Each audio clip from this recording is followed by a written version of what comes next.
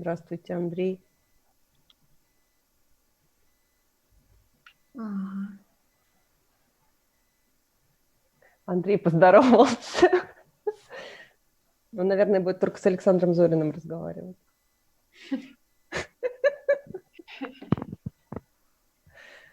Ага. Если я не ошибаюсь, Коллеги, Петр здравствуйте. Иванович. Здравствуйте.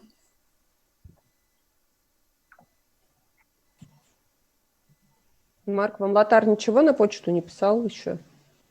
Нет, Лотар ничего не писал. Добрый день. Марк, у вас такой грустный голос, все будет хорошо. Это просто семинар по физхимии с 9 утра. Ой, печаль какая.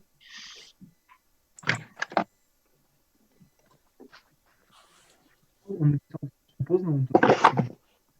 Так, ну минута еще и начинаем, потому что время-то уже все. Мгм.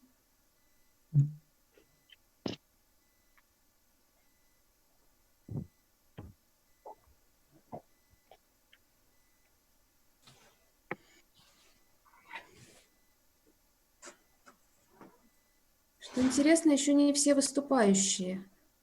А вот мы уже 2 раза говорили, чтобы те, кто не выступает и не является организаторами, они бы перешли на YouTube-трансляцию. Но, видимо, как всегда, у нас доходит с 2-го раза.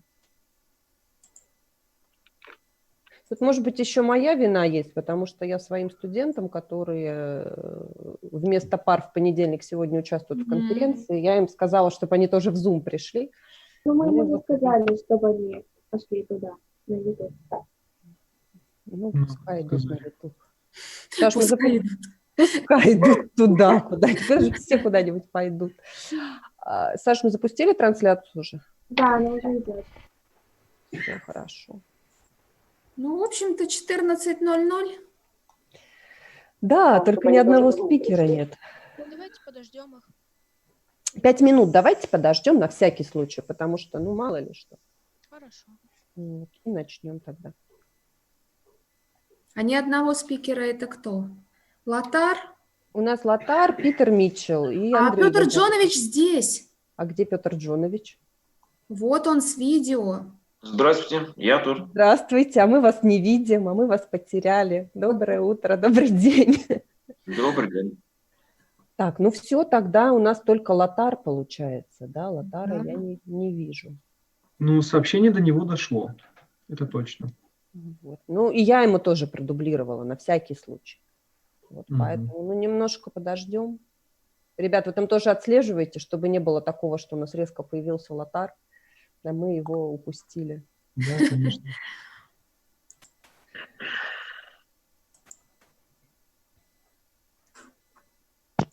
Да нет, мы гайд хорошо Лотару написали. Там, по-моему, все информативно и замечательно.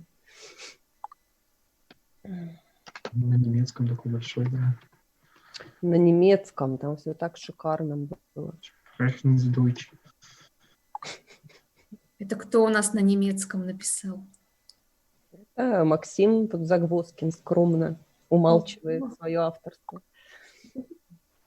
Вы же в Австрии, да, получается, жили? Максима не слышно. Максим, да, Максим жил в Австрии.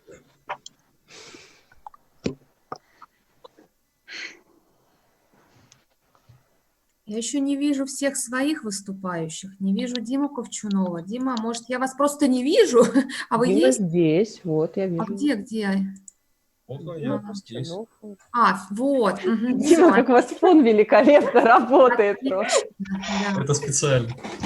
Оцените просто, это фильмы Дэвида Линча какие-то. Поэтому я и не признала его. Так. Ну, тогда, наверное, Мне кажется, так лучше все равно. все нормально. А может фон просто вырубить? В принципе, презентабельный сзади плановый. Да, конечно, если фон сзади приличный, отключайте его, он тем более не работает. Все будет лучше этого фона, чтобы там не было.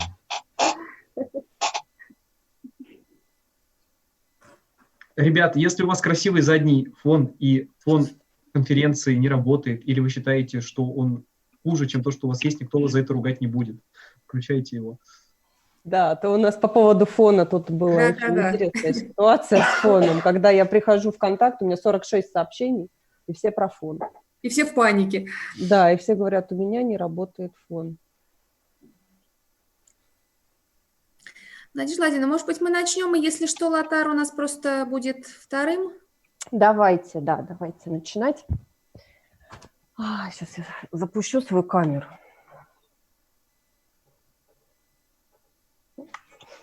Okay, so, good afternoon, everyone. I suggest that we begin our today's meeting. Hello to all the participants and greetings to all the students and those who kindly agreed to organize and help me with holding these issues concerning the organization of this event. Going back to and refreshing my memories, going back to the start, I realized that every year we are faced with a certain challenge. So back in 2016, it was the very first conference, so it was connected with numerous issues and problems. Then year by year, we had numerous issues concerning the cancellation of the venue and lack of preparation time and so on and so forth. And this year is a challenge too, because we are transformed into this online format, and we have to rearrange everything and think about all the problems that might occur in the process. So my thanks goes to every participant and everyone who is involved in this issue and in this event. So thank you very much, and we could proceed to the conference straight ahead. And now I give the word to Alisa Kolesnik, who is going to be the co-chair of today's meeting. So Alisa, please speak out. Good afternoon. Yes, it's okay. I'm pleased to extend greetings to all of the participants in this meeting. And let me introduce our first keynote speaker with his welcoming speech. Peter Mitchell, PhD in Education, Foreign Languages Department, Tomsk State University. Ladies and gentlemen, good afternoon. It is a pleasure to welcome everyone to today's conference. I would like to thank the conference organizers, in particular Nadezhda Petrunina, for her kind invitation to appear before you today. Such conferences have become a great tradition at our university, and it's wonderful to see the active participation of so many students and also, of course, their teachers. I'm certain that the introduction of such conferences back in 2016 has had a great impact on language learning, especially for those for whom language learning was perhaps not a priority first in life. But as we see in today's globalized economy and internationalized educational system, the knowledge of English allows us all to share our professional skills and our achievements with a worldwide audience. And therefore, it's particularly pleasant for me to appear before you and to say congratulations on all your hard work in this area, and I'm certain that you will have an excellent conference. Thank you. Thank you very much. And now let me introduce our second keynote speaker with his welcoming words, Lothar Heinrich, full professor, University of Münster, Germany. Hello, good afternoon to Tomsk. Do you understand me? Yes, of course. Okay. I have a little bit problems. It's the first time that I start Zoom, and it's a great pleasure for me to take part in your conference. And thank you very much that I'm invited to give you a short statement at the beginning of your conference. I had already the great pleasure to take part last year in your conference, and it was amazing. The commitment of the students and the commitment to become familiar with English language. And I agree with comment before here my short introduction. It is very important that the students worldwide, also in Russia, worldwide, will be available to communicate, because we have to solve in the future so many tasks. We have to solve many problems in economy, in health, in environmental problems. And so it is very important, and I'm happy that the students in terms are ready and encouraged to learn or to articulate scientific problems in English. And for that, I'm happy about your conference, and I looked through the program. Very, very nice subjects are discussed or prepared by the students. And I wish you all that you have, success, you feel well during this conference. And I congratulate you that you take part, and I wish you a very nice time today in this conference. Okay, that's my short introduction. Thank you very much. What?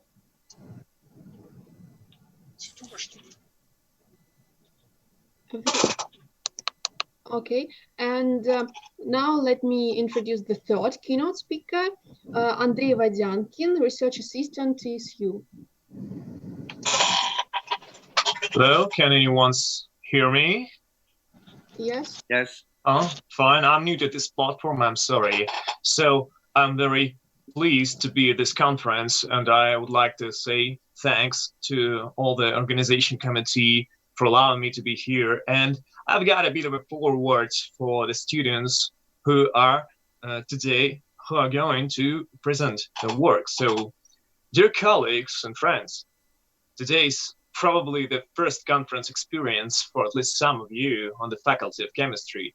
And conferences are one of the major directions of work for every scholar, where new answers, new questions, and new acquaintances happen all the time, just if one has interest in looking.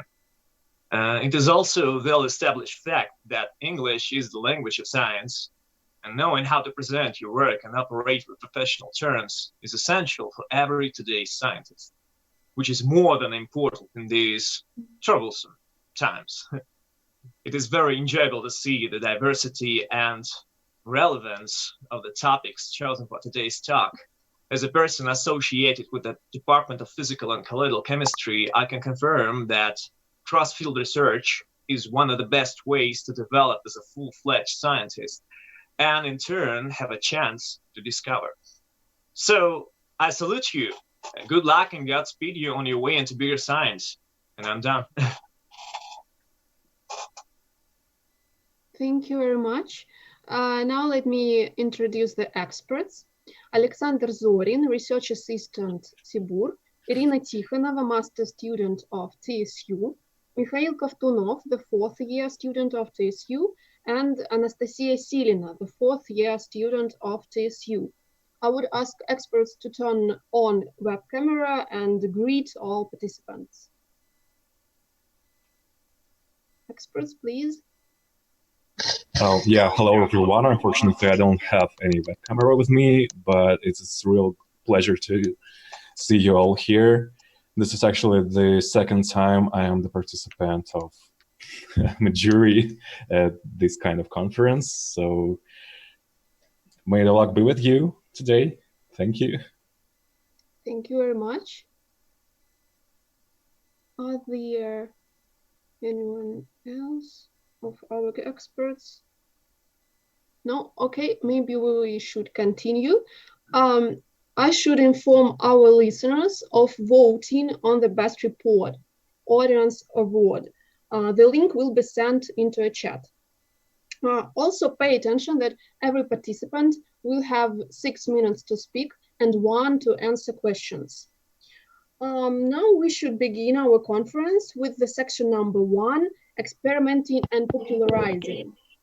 The first speakers are Maria Stepanenko and Елизавета Dudnik with the report Chemophobia, Socratic Approach.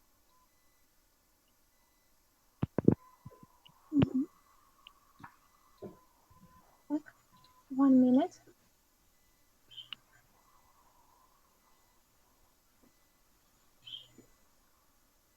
Okay, let's start.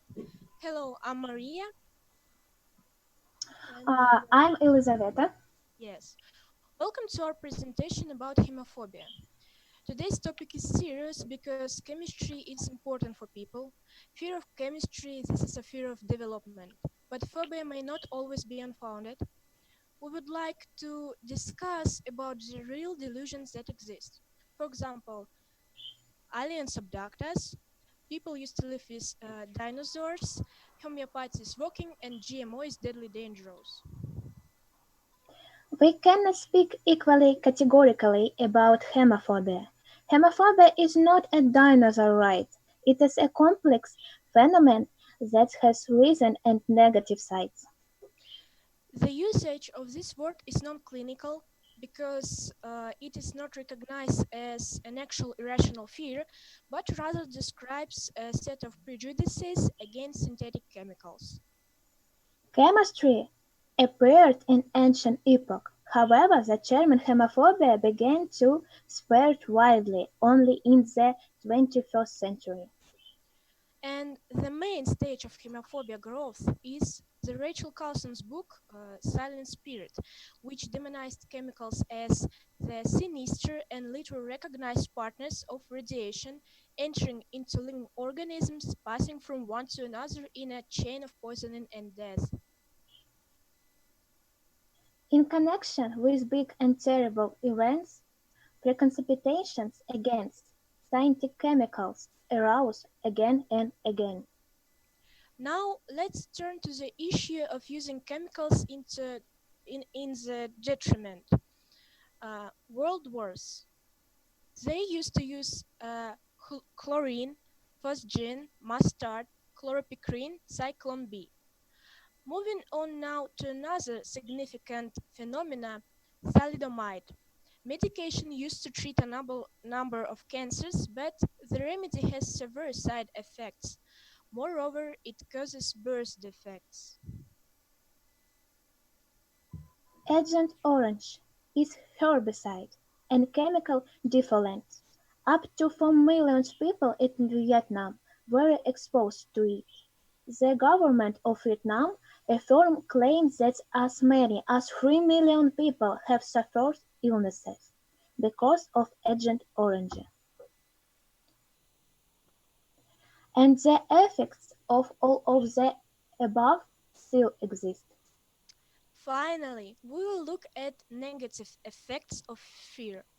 I have found examples of people being subject to the phobia. Traditional healers and lovers of bioproducts earn huge money on people, form sects, and those who are subject to delusions can feel the poison in meat and milk because the animal was fed supplements and treated with drugs. Opposite too, there are the cases of people who drink raw milk, despite evidence that the all-natural version occasionally contains deadly E. coli bacteria mixed with a daily dose of calcium. I think you listened about formaldehyde. It is known as prevalent toxicity volatility substance. Concern about artificial formaldehyde is one reason some people avoid vaccinations, even though the level of formaldehyde found in a vaccine is 40 times less than in a single pair. The avoidance of vaccination has caused many preventable deaths. This is a very complex issue, but we can conclude that homophobia creates the false belief that everything natural is absolutely safe and healthy. All that God created is good, but what man is poison. Despite people have always used and will use chemical and innovations for protecting people and treating diseases. A chemical-free world is not possible. Everything, people, planet, animal, rock, car, air, is made up of chemicals. Attempts to avoid chemistry, even just in food, lead to paranoia. Small amounts of many poisonous substances are used in medicines. The most important is to know the limits. Thank you. Thank you. Thank you very much for your report. And has anyone some questions about this problem? Yeah, actually, I have some questions. What do you think, in your opinion, causes homophobia? I think that homophobia is caused by fear and lack of knowledge. It is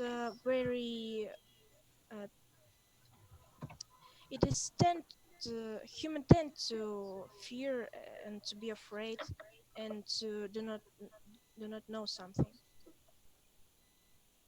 Okay, thank you. Has anyone else questions? I have actually one question. Did you saw some statistics about paranoid condition of people that they avoid all chemicals, all products, maybe with GMO or something else? GMO is actually not chemical fear. It's more inorganic fear of inorganic products. But the statistics like this is maybe it is not exist yet because every country needs to make it in with their population, and we can speak about the world statistic. So what? Well, we didn't find it. Okay, thank you very much. Has anyone else something to ask? Yeah, I do have a question. It's maybe a silly one, but still I would like to ask it. So how often do you face chemophobia in your everyday life? Maybe your relatives or friends are chemophobic. So how often do you face it? And what do you do to prevent the chemophobic behavior? Maybe Lisa have something to say. About homophobia,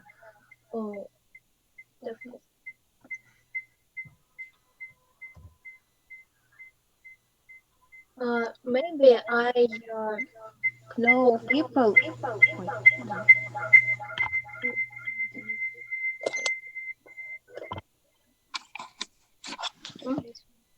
Yes, it's better.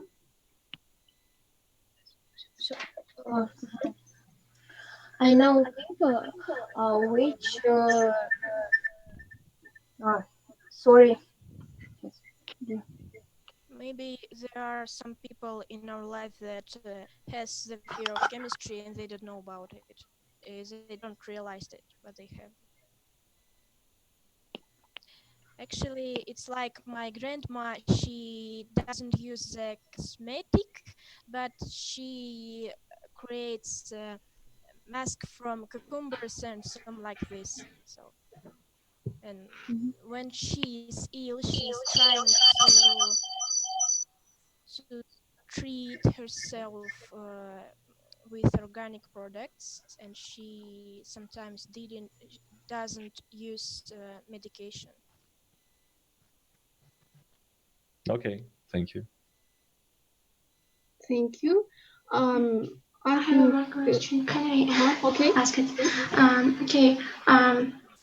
Okay. Are there some positive aspects of chemophobia and eco-friendly direction is connected with chemophobia or not? I don't think that anything with phobia may have a positive side, but actually the fear is maybe rational. Like we said in at the start of our presentation, sometimes fear is not irrational, and it helps us to understand what we are doing. So maybe we can listen all other people that have hemophobia, but I don't think we need to be homophobic.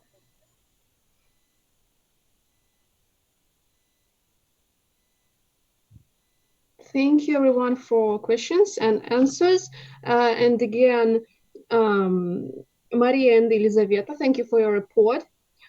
So let me introduce the next speaker, Ksenia Kazantseva, with the report Plant Behavior.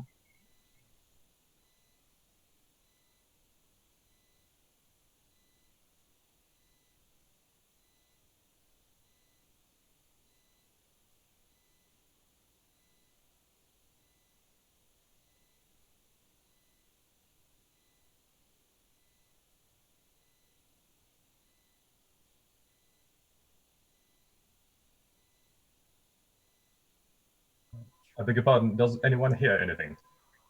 No, actually. No, there's no sound.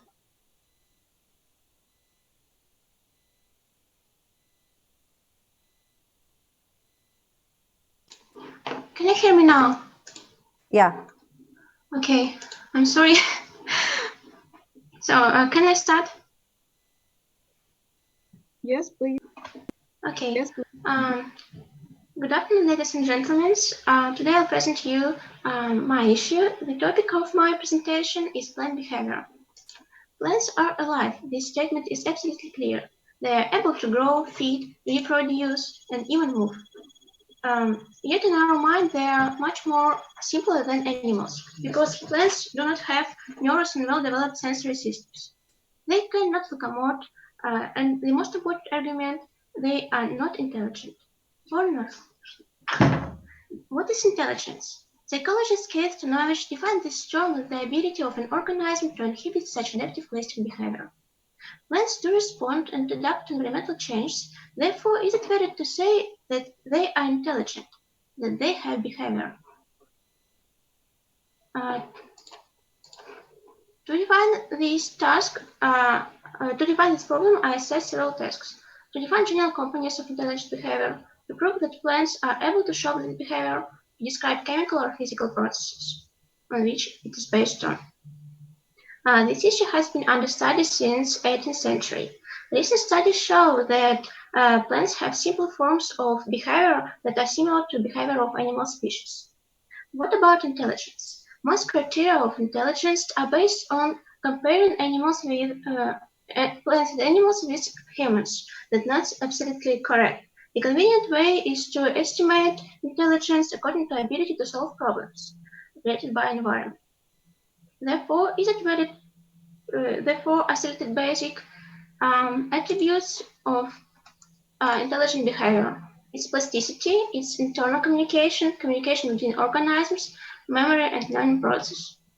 The first is plasticity. Plasticity are presented by various tropisms and nestic movements. Nestic movements are indirect responses on environmental change.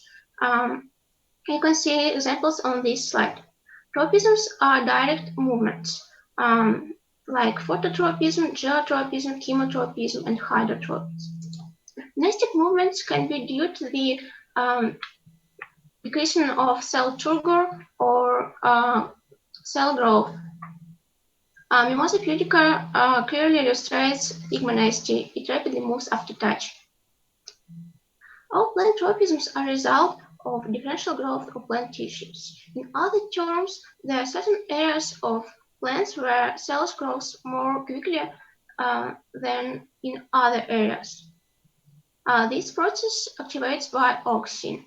Auxin stimulates secretion of protons from cytoplasm to a cell wall. Thus, pH is decreased, which causes stretching of cell wall. Why plant grows unevenly? The reason is destruction of auxins by sunlight, inhibition of cell growth by excess of these hormones, and influence of receptors enzymes. Next, I'll present you some simulated data. I illustrated plants' movements during the day, recording the coordinates of plant bud. They can see trajectories of kalanchoe and bean buds. On the next slide, you can look areas of movement of these plants. These results illustrate phototropism. Internal communication is a necessary part of intelligent behavior. Plants have alternative to neural system of animals that include the same chemical processes. When plants suffer damage, glutamate in cells acts with glutamate receptors that increase concentration of calcium cations in neighboring cells. This calcium wave relays a signal through the receptor-like channels, enabling long-distance communication. The research group from US used protein-based calcium cation sensors to visualize internal communication. They damaged the plant and observed calcium waves to target organs. As they say, forewarned is forearmed. Currently, scientists have proved that plants able to communicate with each other and with animals. They emit volatile organic compounds and transfer them to the nearest plants. And thus, African acacia produces ethylene, the hormone of biotic stress, that bonds with a special protein receptor and lead to accelerated synthesis of tannins. Tannins have strong toxic effect on plant-eating animals. Due to the calcium-based signal network, plants are able to learn and remember. For example, they remember time to flower and form habits to meaningless signals. Thus, Monica Galliano and her team demonstrated in their experiment that Mimosa pudica plants able to learn and remember as rapidly as animals. They repeatedly drop water on plants. As a result, mimosa plants stopped closing their leaves when they remembered that there were no damage factors. The mechanism of memory... Excuse me, let me remind you about timing. Okay. The mechanism of memory is under study. It's assumed that plant memory is controlled by special forms of proteins. And now I'll go to conclusions. In conclusion, I would like to say that plants are high complexity organized. In addition, they are perfectly adapted to their environment. They have different sensors, regulation systems, and producing organs to survive. In this turn, it's safe to resolve that they are intelligent in a special sense. And the common mistake in studying of plants is comparing them with animals.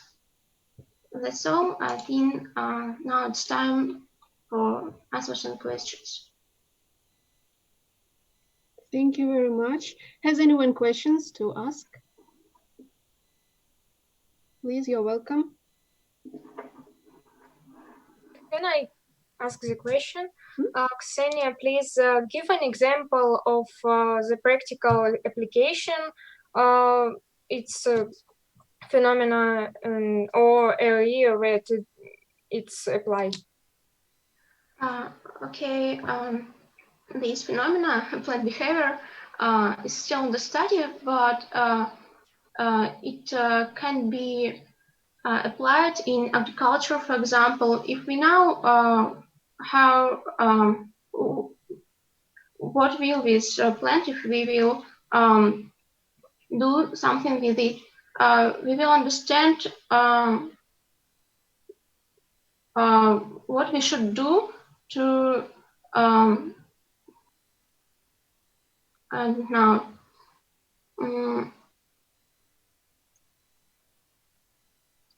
to make conditions better for this plant, although plants can be used as biosensors, for example, in medicine or in agriculture too. Thank you. Thank you. Has anyone else something to ask Ksenia? I have a question. Ksenia, what justifies the destructive property of tannins on other plants? Oh, can you repeat please? I can't hear you. What justifies the destructive property of tannins of other plants? Destructive properties of tannins? Yes. That's it's a toxin and it works it's poison just for animals. For example, in 1990, in Transvaal, 3,000 African antelopes were killed by this substance. They eat leaves of acacia, and the fermentation in their stomach was inhibited. So they couldn't distract some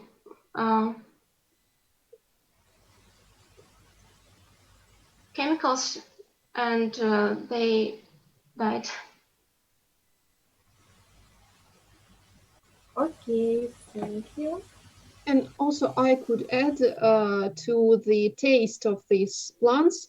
I heard that the taste of grass, for example, or some trees become more bitter, and animals just can't eat because it's not tasty.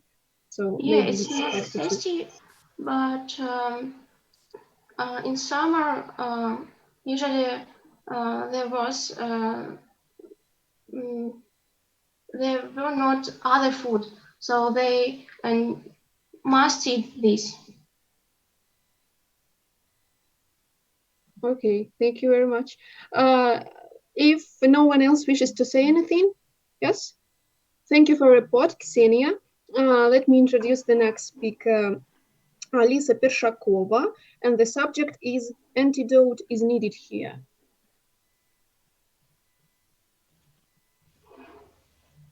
Yes?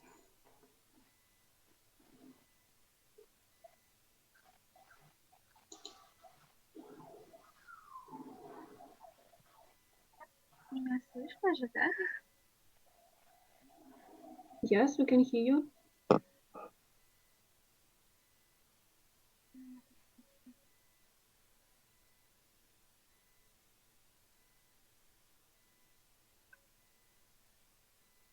Okay.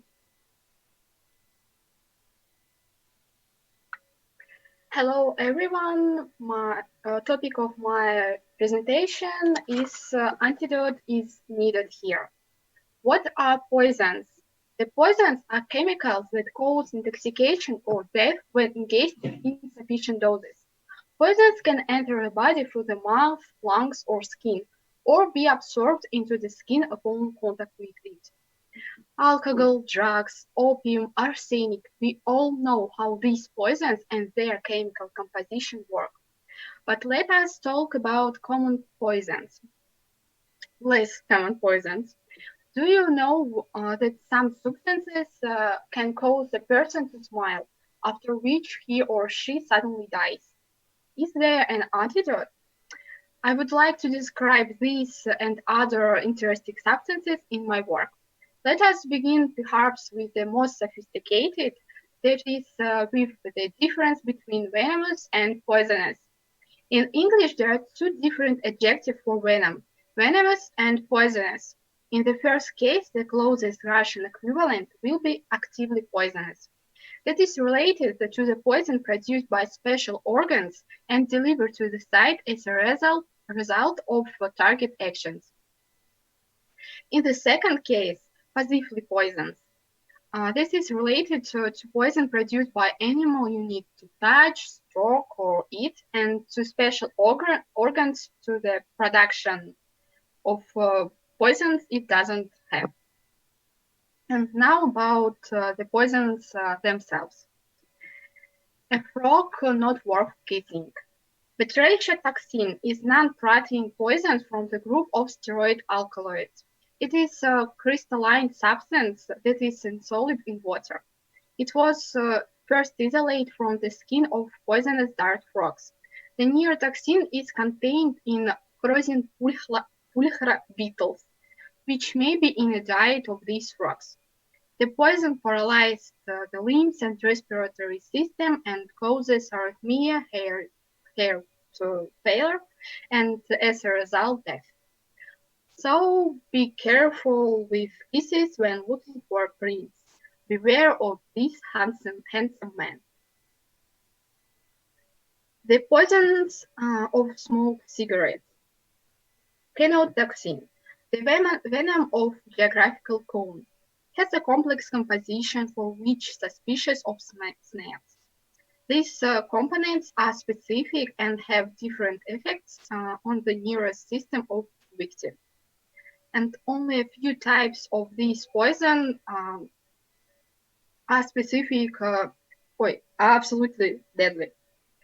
The venom of these species acts as anesthetic, but only death occurs very quickly, within 5 minutes.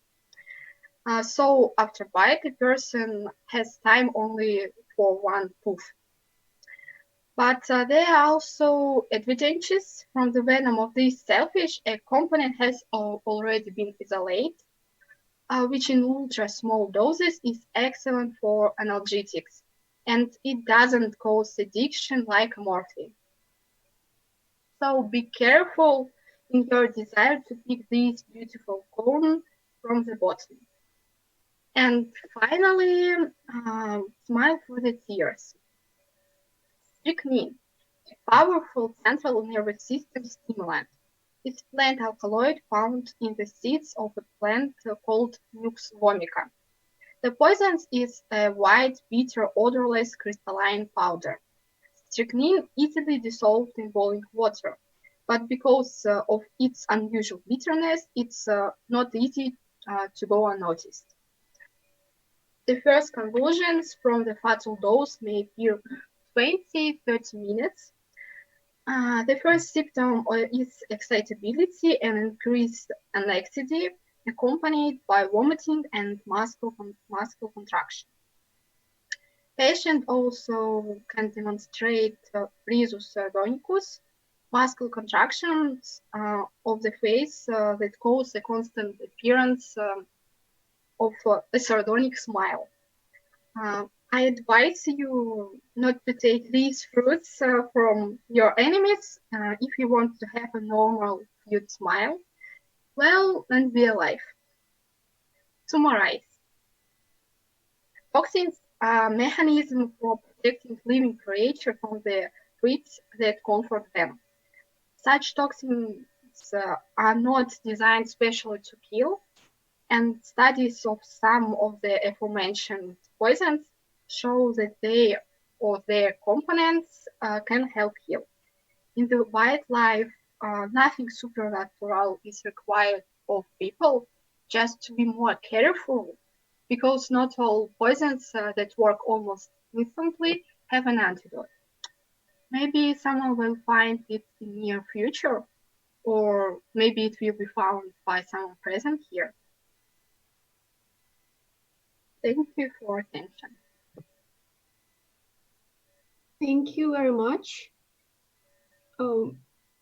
Yes. Okay. Has anyone some questions? Yes, I have. Yeah, we've got a Sorry. question. Okay. Please. Okay, we've got a question from our YouTube translation. And the question is, can you give an examples of plants that produce poisons? I present it in my presentation. For example, aconite in picture number 10. 1 1 second.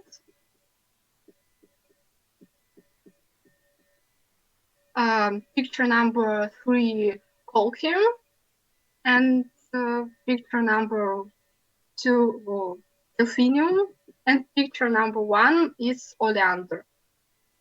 It's this flower is beautiful, are beautiful, but very dangerous because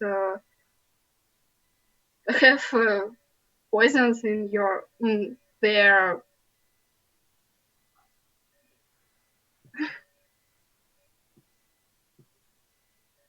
composition, I guess. Yeah. Composition, yes. Sorry. Thank you. Okay, thank you. And there is another question. Oh, it was deleted. Okay, thank you. I also have a question. If I understand you correctly, you are saying that conotoxin kills a person. First of all, what concentration of conotoxin is necessary for human's death?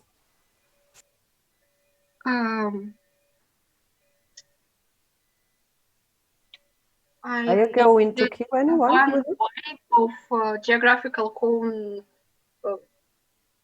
enough.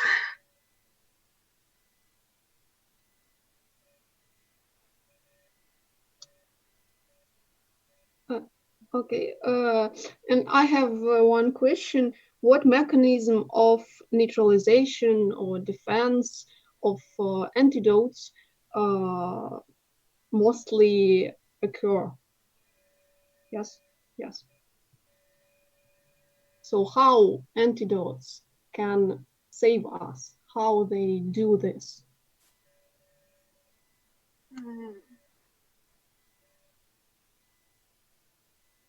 I think that antidotes just stop or just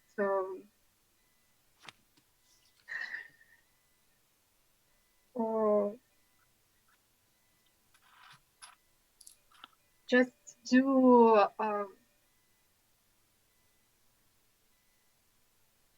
act of these poisons to organism more less. Yeah, but how? Maybe binding the poison or something else.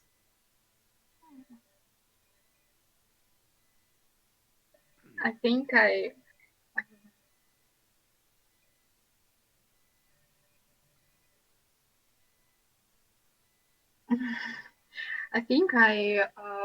don't have enough information to answer this question. Sorry.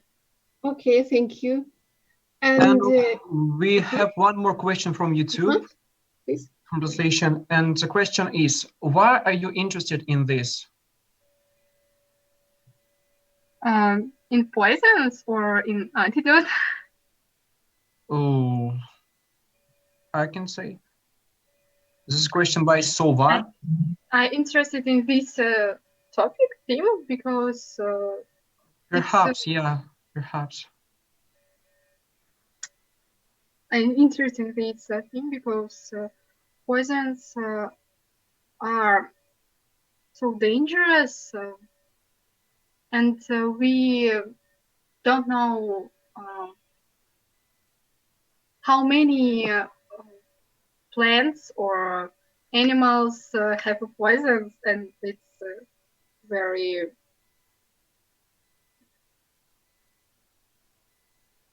scary because I interested in this theme because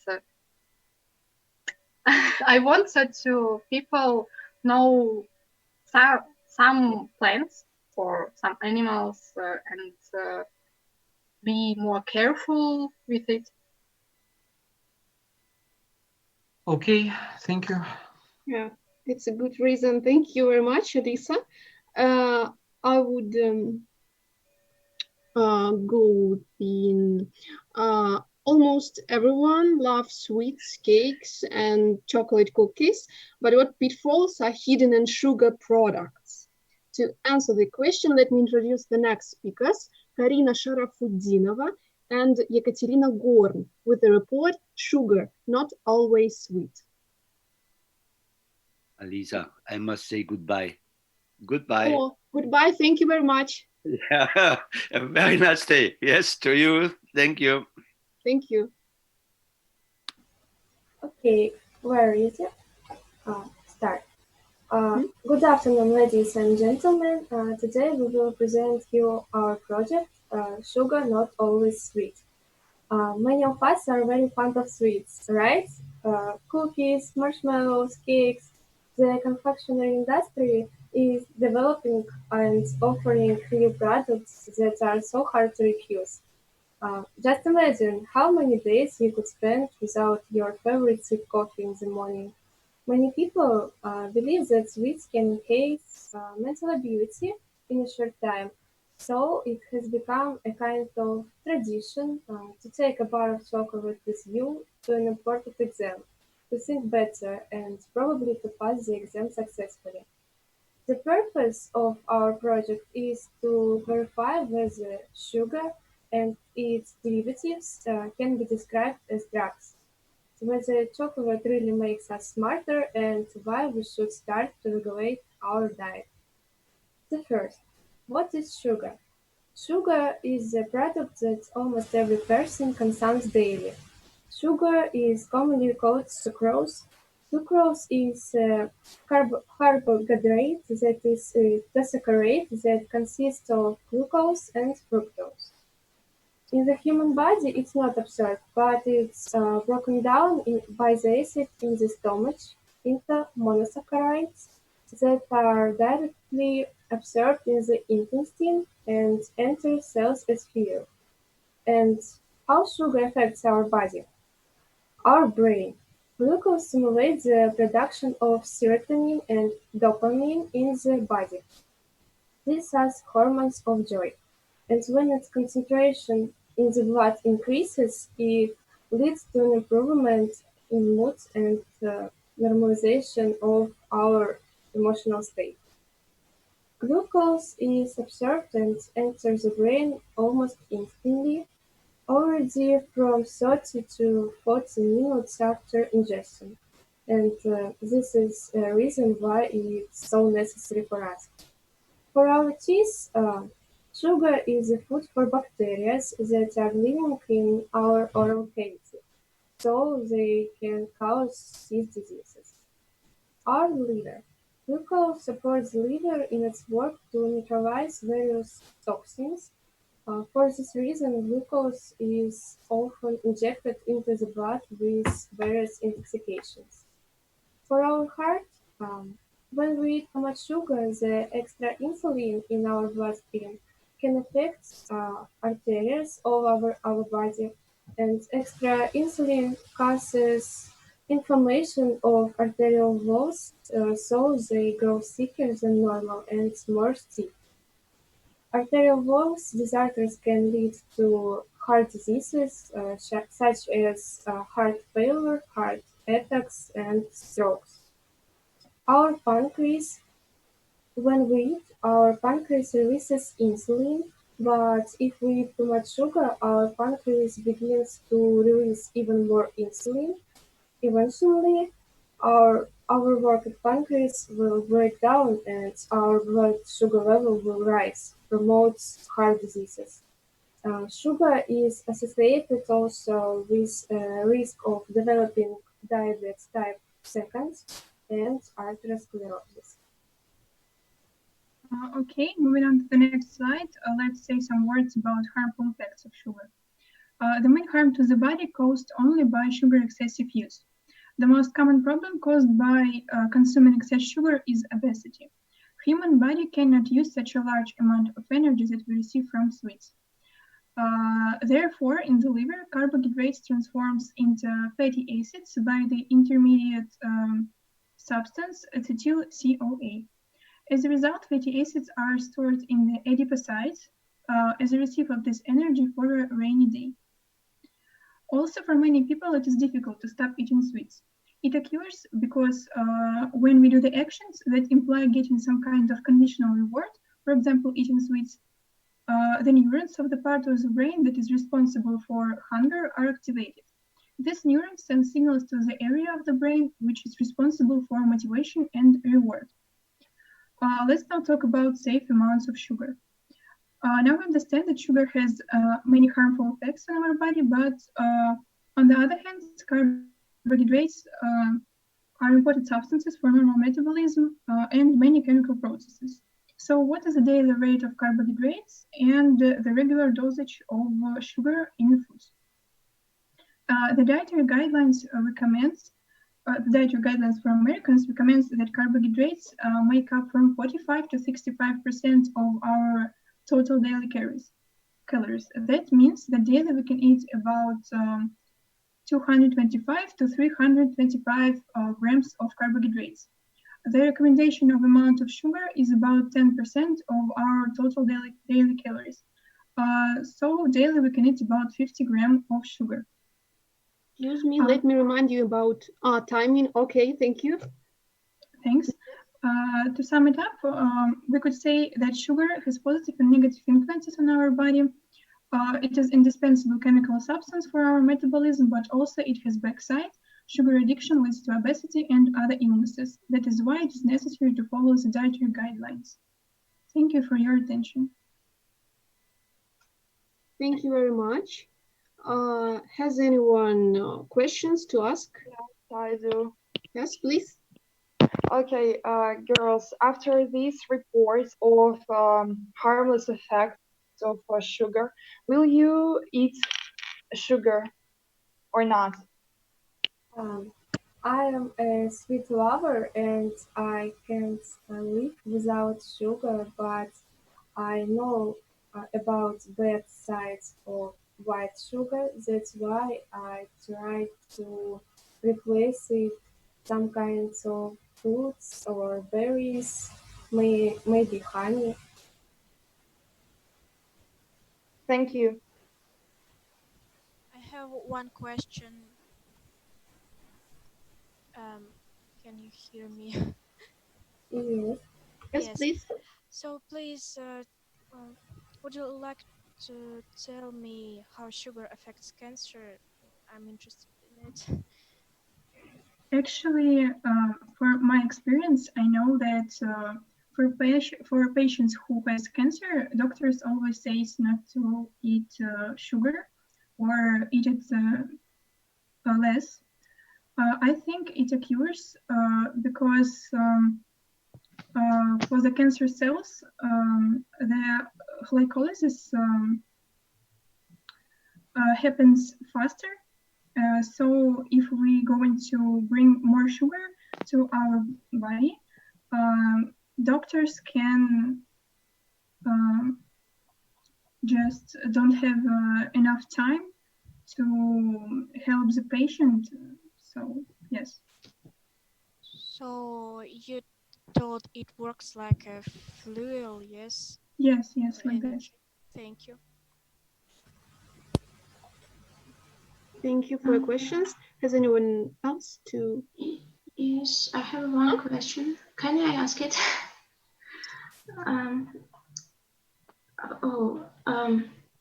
What about sugar substitutes? Is it more healthy or not? What's better, eat sugar or use these substitutes? And could sugar be helpful and necessary for our health? For example, people with diabetes really missing these sometimes. Actually, I think that sugar is really important for our organism, even to the patients with diabetes, because it's like a common substance or that bring the energy for our cells, for our tissues. So I think that sugar is needed, and anyone, even these patients, should eat it in like small doses maybe like in fruits and in berries. I think that they also eat like sour berries, which has glucose but in very small amounts.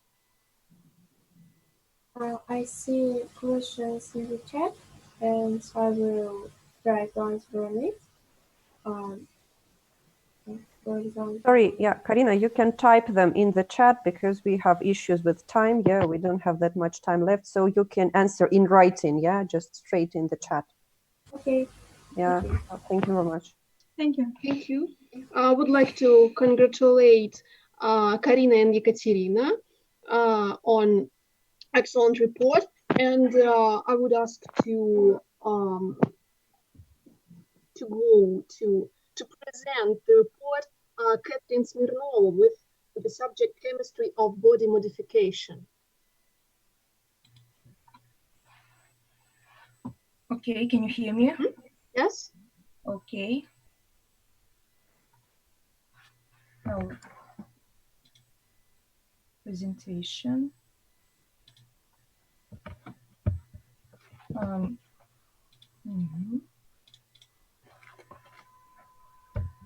Okay, can you see my presentation?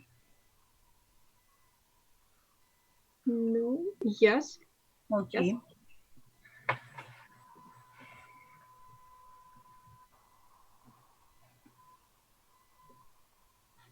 Okay. Hello, everyone. Today I present to you the project about chemistry body modifications. Body modifications have been well known since ancient times, and currently they're popular too. Speaking about them, we mean piercing, tattoos, and various manipulations with human skin, hair, and other body parts. Although ancient people have been transforming their bodies generally for different rituals, modern people do not put sacred meaning into that. My project is about one of the most popular body modifications, tattoos. Chemistry is an important part of tattoo industry, and this in turn is an important part of modern culture. The purpose of my project is to popularize the composition of tattoo ink and the effects of using different compounds in tattoo industry. Due to the lack of scientific research focused on composition of tattoo ink, information was found on special sites of tattoo markets and other resources about tattoos. First of all, tattoo ink is composed of two materials, a pigment and a carrier. Carrier is a special compound that acts as a solvent for the pigment. It keeps the ink evenly mixed and free from pathogens. There exist various reagents that are used in carriers. Most usable are distilled water, glycerin, isopropyl alcohol, and aqua. All these components are animal and eco-friendly, which determines their relevance in manufacture. These compounds are harmless to humans because of their small concentration in carrier. Pigment is a finely dispersed powder, which contains various compounds. Composition of such material depends on color, which is displayed by ink. Chemical manufacture develops fast, and that causes variety of usable reagents for inks. In this work, I consider composition of most popular pigments, black, white, and standard colorful pigments like red, blue, and yellow. Black tattoo ink consists of carbon compounds, such as soot or ash. Also, there may be used iron oxide and nickel, but not in modern manufacture because they're hazardous for human body, while carbon components are safe and commonly used. White inks are composed of titanium dioxide and lead carbonate. Despite the content of heavy metals, these compounds are also safe for human skin. In fact, titanium dioxide is used in food and cosmetic industry, which proves its safety. As for colorful pigments, they're all composed of equal reagents in various amounts, azo, diazo compounds, iron oxides, and certain heavy metals. Color of azo compounds depends on their structure and may vary from black to yellow. They are used in industry for dyeing natural and synthetic fibers. Allergies to latex are apparently more common than allergies to inks. and when it is requested, master will use non-lattice gloves. So it only determines that inks are colorful inks are more safe than some latex materials and etc.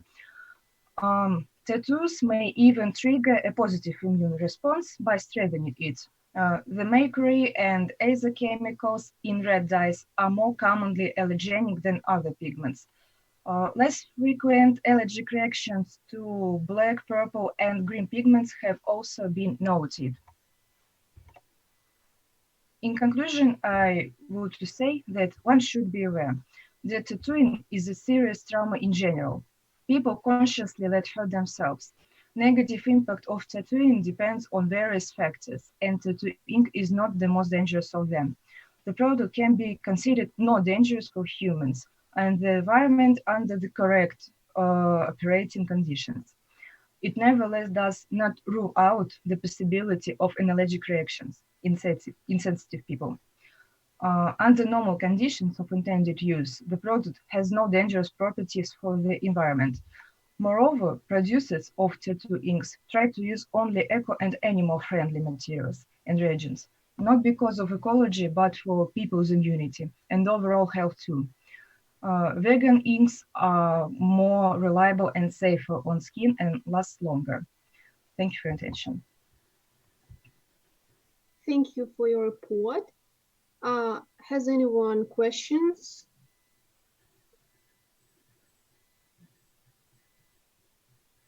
Okay, so I can ask you a question. How would the immune system react on tattoos, especially on heavy metals, and accept allergic reactions? Could you repeat, please, because I can hear you not really good. Okay, how immune system react on tattoos? How immune system reacts to tattoos, yeah?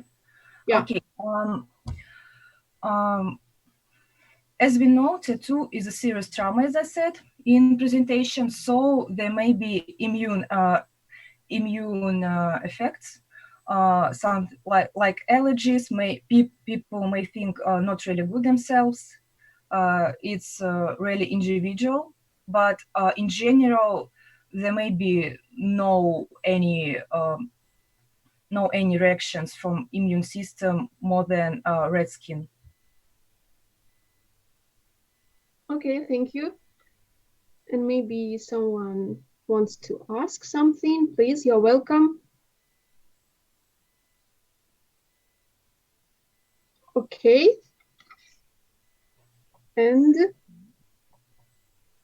okay, thank you, Catherine. Now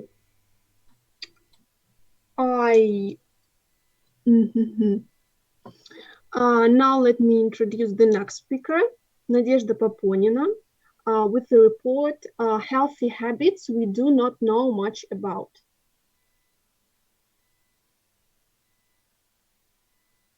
Надежда. Сейчас я загружаю. Okay. Я видно? Yes.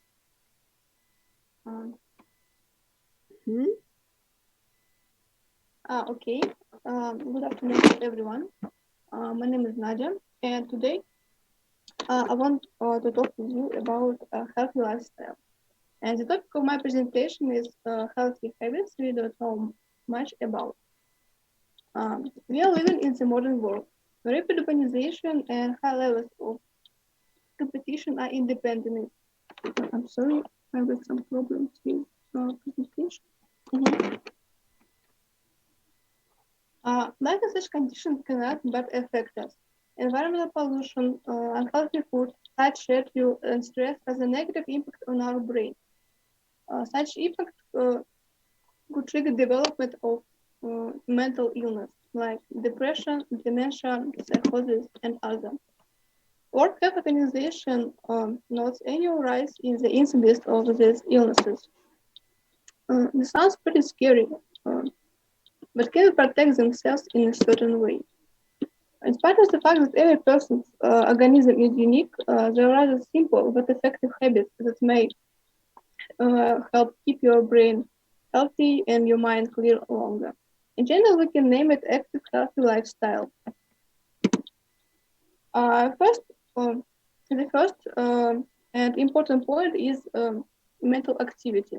If something is not used in our body, it atrophies, and our brain is no exception. Regular mental activity stimulates new neural connections and may even help brain to generate new neural cells. So try to add jigsaws in your pastime list. Don't forget about physical activities. Scientists at the University of North Carolina provide that regular aerobic exercises accelerate brain's aging processes. How does it work? When in the physical activity, blood saturates with oxygen, pulse accelerates, therefore blood rushes to the brain. This causes natural generation of nerve tissue. Additionally, during physical exercises, the brain produces neurotransmitters, chemicals that affect our mood and state. Neurotransmitter production in the brain is connected, so exercise will help to establish a chemical balance in the brain. Not only mental activity, but be careful with active sports, because even a small concussion will lead to brain damage and illness in the future. The prime example of it is chronic traumatic encephalopathy, a specific type of Parkinsonism which affects almost half of professional boxers. Not only mental activity and physical exercise make contribution to healthy state. Healthy food plays an important role too. So improve your diet. Balanced diet can help your mind and body be healthy. Decrease the junk food and add animal protein, fruits, natural vegetables, legumes, and seeds. All the fish like salmon and sardines are heavy at omega-3 fatty acids. Omega-3 fatty acids are a basic building block of nerve cell membrane. Fruits and legumes contain many different compounds. For example, folic acid is involved in neuron cell synthesis, and calcium, which is necessary for the transmission of nerve input. Potassium, magnesium, sodium are part of the cells and their acid. When we talk about diet, we should mention alcohol because it's really destructive to the brain. Alcohol, and additionally, alcohol disrupts neurotransmitter production. For example, increase the level of dopamine and reduce level of thiamine.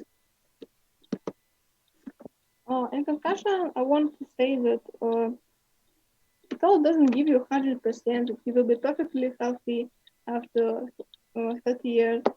There are many other factors that affect our bodies. But these are simple things such as solving puzzles, trekking, and finishing dishes might protect our brain from age-related changes in some mental issues in future. I think that we should try it. Thank you. Thank you for your interesting report. Has anyone questions? I have. Please.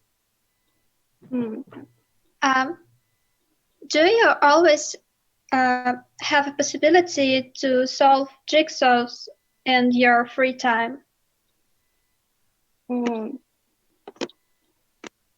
Yeah, I think I can find 5 minutes to maybe solve some jigsaws or crosswords. It's pretty simple and it's really enjoyable activity when you have free time.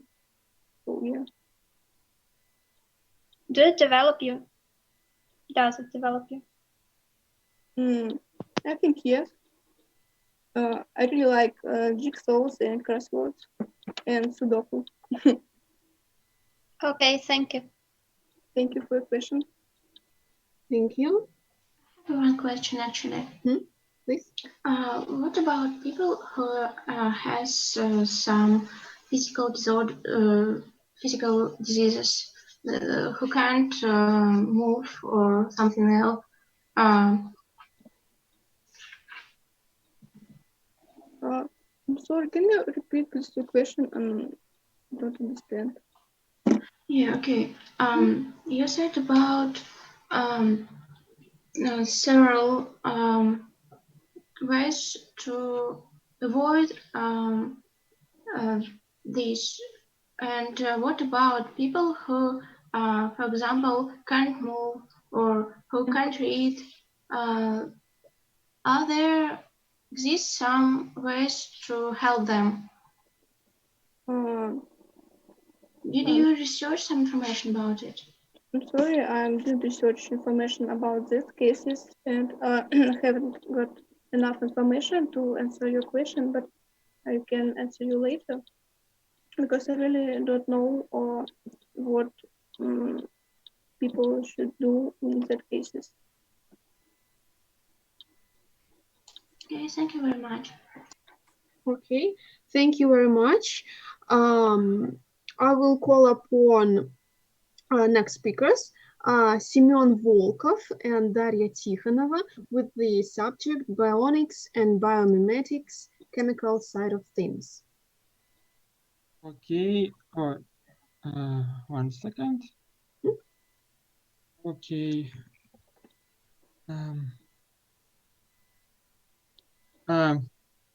All good afternoon, and now we want to introduce you our work, which is called Bionics and Biomimetics, Chemical Side of Things.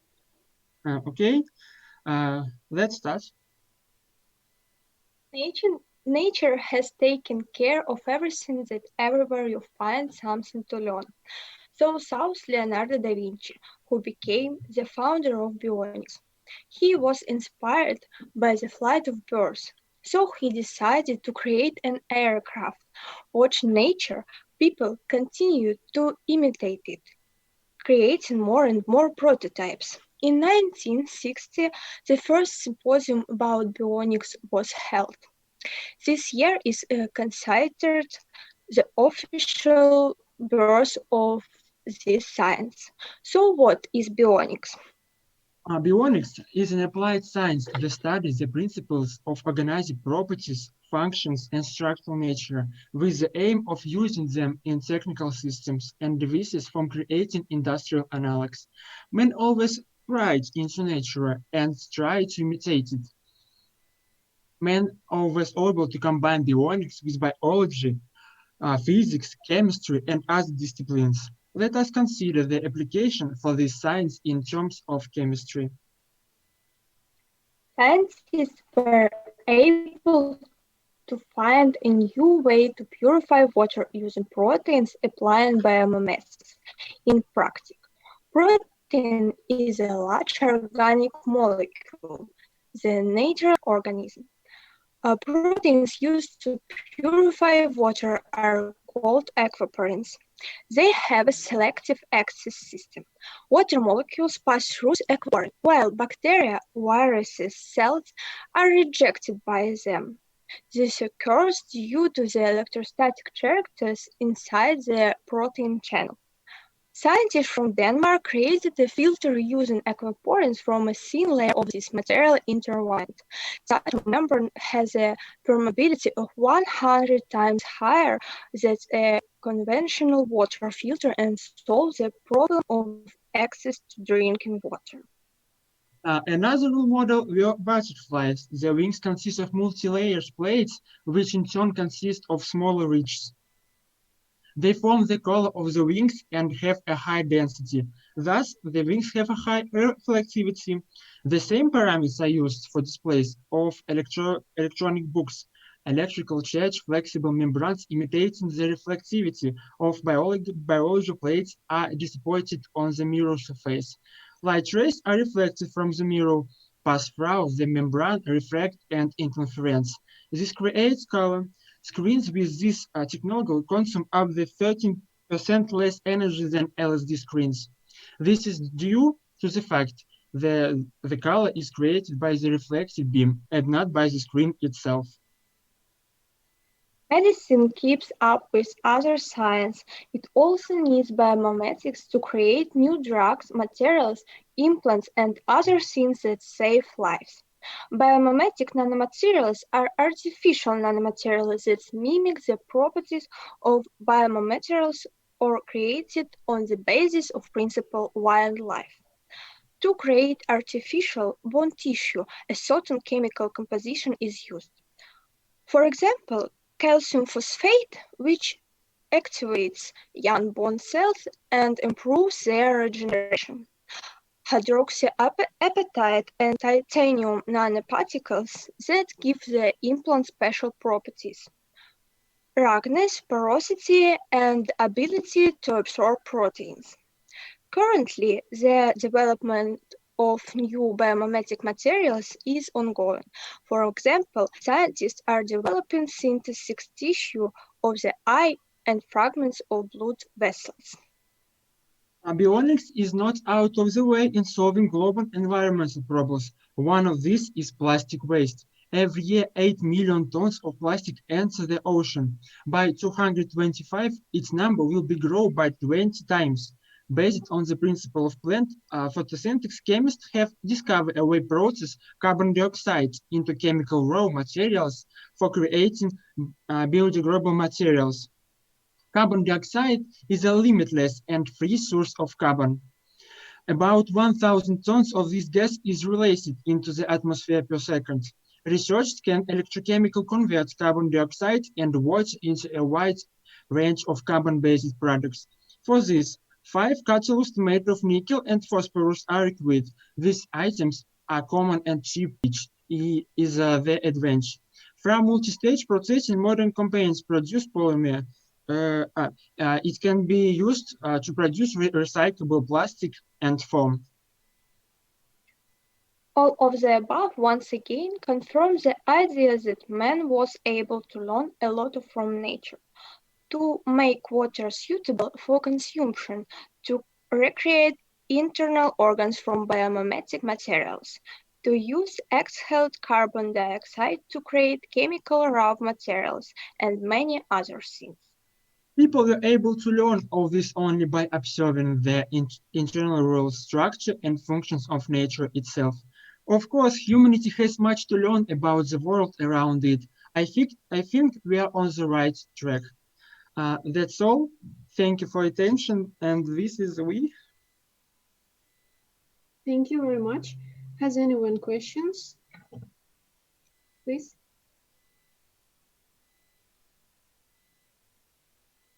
Okay, I would ask one question. I didn't quite follow the remark about aquaporins and the use of them to make water clear. How people can do it? They make microorganisms with or membranes or what? No, this is created a specific filter which used this technology. This is filter which clean to be clean water. Okay, so it's a membrane with these proteins inside, not inside, but incorporated. Yes. Yes, and this is. I think that's what's about this. It's about structure this filter. Okay, thank you. I just didn't catch. And anyone has some questions about this subject?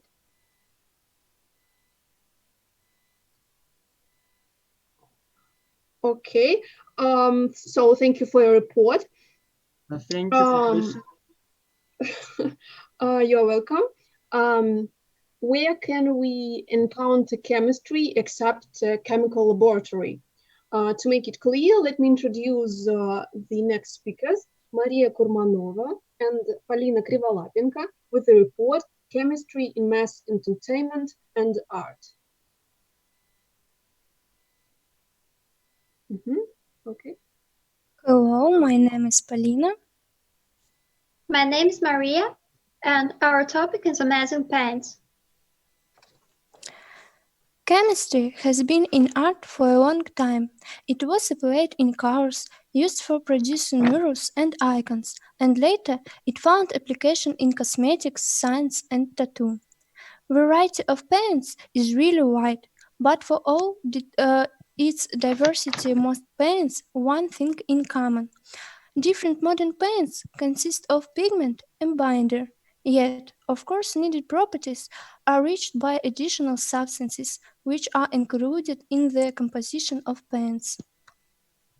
Modern paints have many disadvantages such as ability to fade, low brightness, lack of capacity to convey the colors accurately, and environmental influence. Besides, paints could have extra useful characteristics in addition to dyeing. So today we will talk about what paints consist of and which interesting directions of improving their properties are being developed. Basically, compounds of paints are pigments for painting and solvent. Pigment is dissolved in it. For example, in paints for tattoo, they use soot from animal bones, oxides and sulfides of different metals, and tar as pigments and solvent as disinfecting solution. In cosmetics, they basically include fat and structural substances of natural and synthetic origin, preservatives, bioadditives, vitamins, soothing and tonic substances.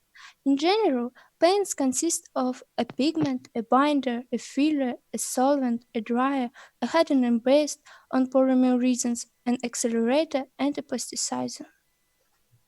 As good as modern paints are, there is a development for improving their properties of colors and for obtaining its unique characteristics. For example, scientists designed a paint without pigment. Its effect is replicated from nature and is based on the fact that different nanostructures of surface reflect different wavelengths of light. Additionally, aluminium, germanium, and silver diverse nanostructures could reflect a more contrastive light compared with ordinary colors, and they do not fade with time. Also, this type of colors has another advantage. Their application might be environmentally friendly. Another interesting sample of paint's development is colors producing electricity during movements. These structures are also called piezogenerators. Their coverage and clothed as a part of colors could work as a battery when people move. Generally, piezogenerators are made of solid semiconductors and could not be used as colors, but scientists found flexible amino acids which produce even more power than its solid analog. Adding those compounds to colors of clothing could allow one to produce electric current at a motion. Apart from this, there is a progress in the area of paints which could be applied on almost every surface. Also, Russian scientists from company Sun LLC are developing glowing paints, which is resistant to environmental influence. They obtain this result by chaining structures of paint and adding small crystals as pigments.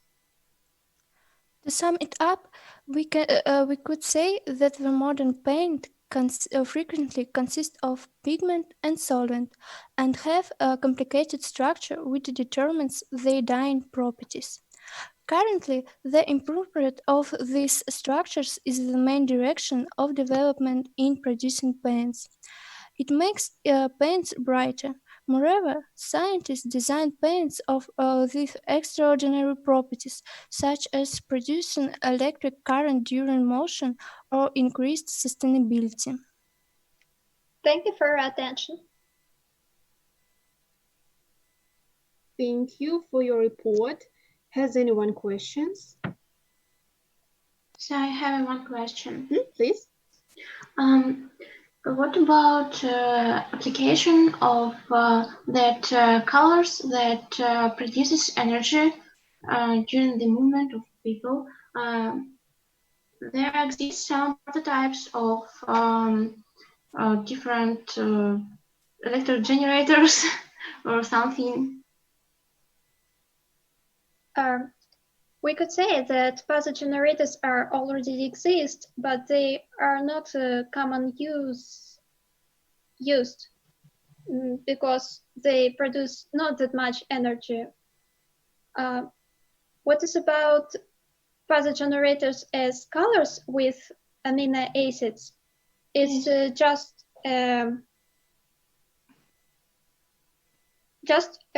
research. It's just a project. It's not real now.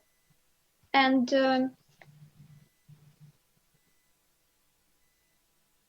no, that's all. Okay, and you said about eco-friendly colors that contains heavy metals, isn't it? No, I don't think that aluminium is heavy metal. No, there was a germanium. Ah, germanium, yeah. I think it's about that ordinary colors are made of salt or compounds that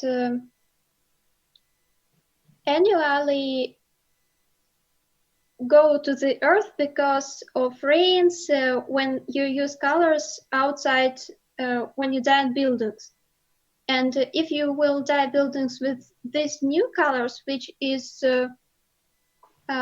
have more sustainability than ordinary colors, they would not pour to the earth, so it will be more environmentally friendly. Okay, I understand here. Thank you for your questions. Thank you, Jill. Thank you. Maria and Polina, thank you for your report. And so we can end the discussion on this point, if you agree. Thank you very much for all contributions, discussion, and your attention. The conference continues after 15 minutes of coffee break at 15 to 4 p.m. Also, you're welcome to watch a slideshow during the coffee break. Thank you.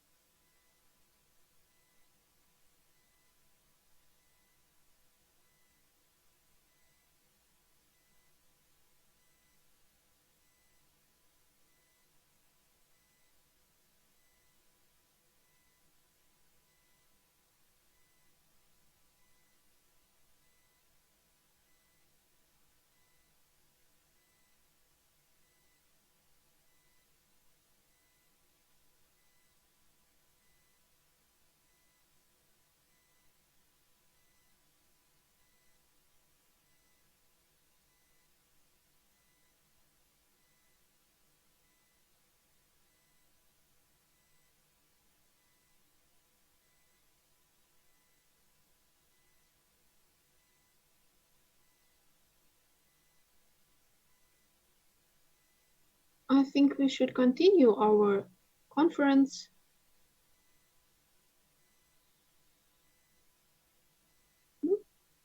Thank you. Yeah, I think we can continue. Yeah. Okay. I'm glad to welcome you again. We open the section number 2, theorizing and popularizing.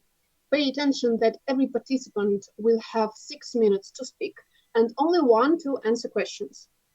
The first speaker is Maxim Zagvoskin with the subject Digital Society and Brain. Thank you very much. Can you hear me? Yes? That's fine. Thank you.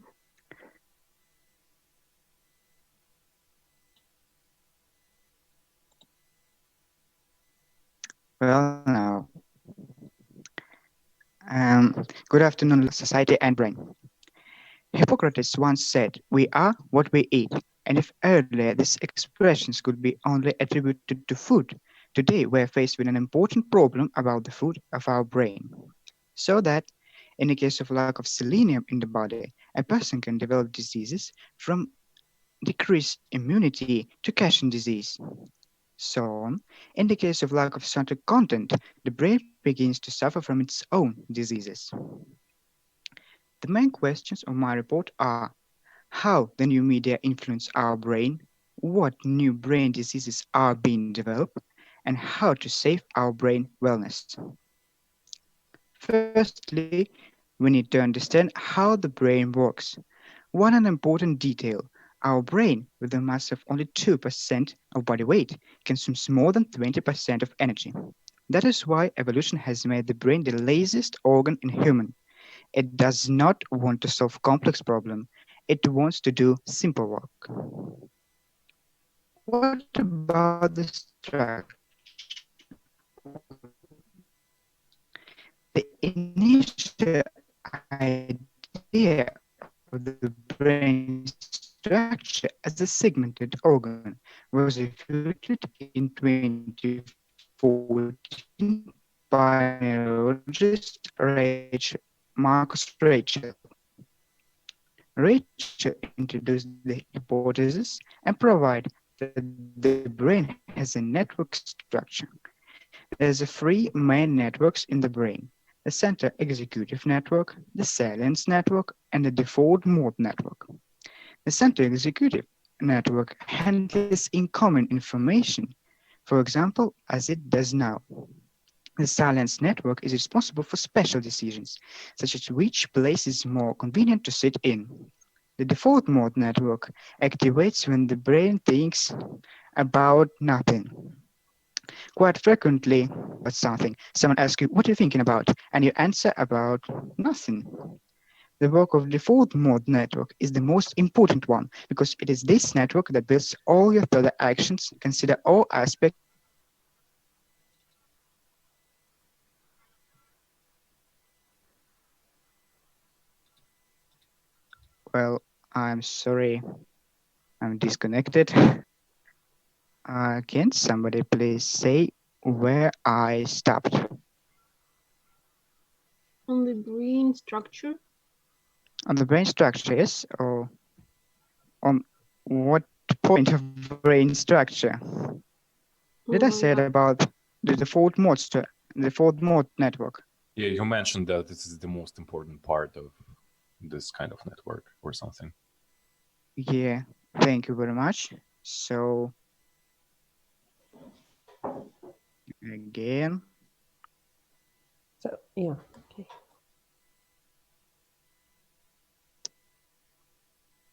Yeah. Yes, here it is. It is optimal to consider this network in detail from a very early age, from the brain of the infant.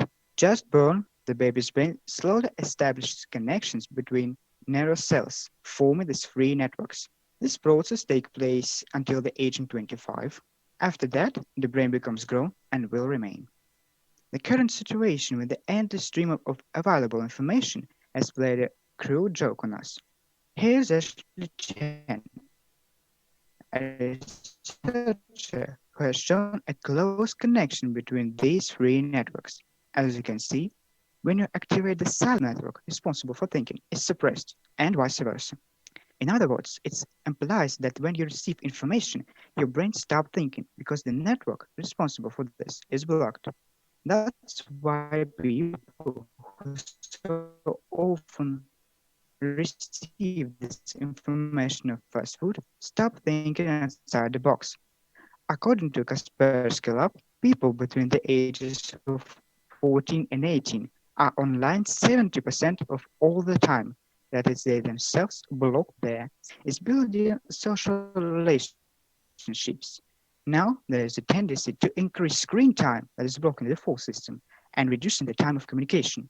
Even in 2007, the amount of screen time was more than 8 hours, while live communication was less than 2 hours. As a result, we develop a new disease that is digital autism. Digital autism is a condition when it's much easier to maintain online communication than live.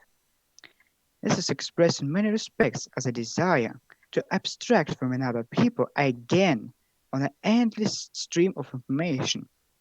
In other words, flip through this person. Further, we have a phenomenon of distal vision. We are losing the ability to make plans, build goals. In the case of undeveloped or blocked default system, you lose the opportunity to look into the future, somehow motivate yourself. That is why we have a generation of solved problems as they become available, because the brain doesn't know how to solve future problems. And whipped cream on our sweet ice cream is a 20th century research showing the dependence of our creative and mental potential on father's smartphone nearby. On the diagram you can see 3 bars, the results of tests for brain activity. As you can see, the closer the phone was to people, the worse they coped. The first column was the phone in front of people with the screen down. The second was removed somewhere nearby, and the third was the phone was in another room. As you can see, even indirectly available information can block the thought process. To sum up, I will give you some tips that may help save your brain. If you're under 25 years, read classic literature. If more than 25, read sci-pop. Follow Rule 52-70. 52 minutes walk, 70 minutes relax without fun. Try to spend more time with friends offline. Do some sports and turn off your messages while do it. Reward yourself for the walk down, at least for compliance with the Rule 52-70. That's all. Thank you for your attention. Thank you very much. Has anyone questions? Yeah, I have one question. Maxim, can you, Maxim, the question, please, can you clarify me one moment? You say that if we are under 20 years, we should read classic literature, and after 20 years, read sci-pop. Why did you choose these types of books, types of literature? Thank you for your really good question. I choose these, not I, but it's scientists choose these 2 type of literature because classic literature give you not give you a lack of information about something. When you read some describing, you imagine this, and this will start the forward mode network process. Do it work. And sci-pop is the one of the type of literature that people must to understand, must to pass it through themselves, through their brain. So it's too very good for the brains, for its wellness, and so on. I asked this question because usually sci-pop is read by young people. Yes, but maybe I mistaken for saying this. I mean not sci-pop as a fantasy or so on. I mean some literature that is some articles for the people that's writing, not in a scientific language, but as in a popularize language. I'm sorry. Something between popular literature and papers. Yes. Yes. Thank you very much. Thank you. Thank you, Maxim, for your report. If no one else wishes to say anything, I have a question, actually. Yes, please. Just Yes. one last question, because I would probably like to know if Maxim could give us some tips how to fight this phone addiction. Well, because apparently I'm the one who's suffering one type of this kind of addiction. So is it just about your like mental will, or there are some tips or piece of advice that you could give? Excuse me, can you repeat, because I missed the last part of the question? Just could you please give some advice how to fight the cell phone addiction? Oh, that's a rather good question, but I don't mention this, don't think about this. Well, I will work on this in the future. Thank you for the point. Thank you very much. Thank you for your questions. Now let me introduce the next speaker, Veronika Prokopyeva, with the report New Shade of Petrochemical Industry, Molybdenum Blue.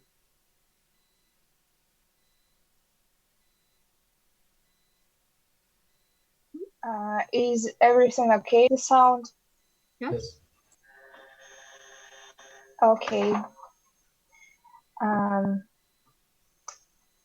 Good afternoon, dear audience. 1 minute. The topic of my speech concerns a new method for solid phase synthesis of polymetallic compounds of molybdenum. My purpose today is to introduce a new method for synthesis of molybdenum blue and prove its catalytic activity. We suggest that molybdenum blue may be possible catalysts in the processes of a heavy residual fuel. But what is molybdenum blue?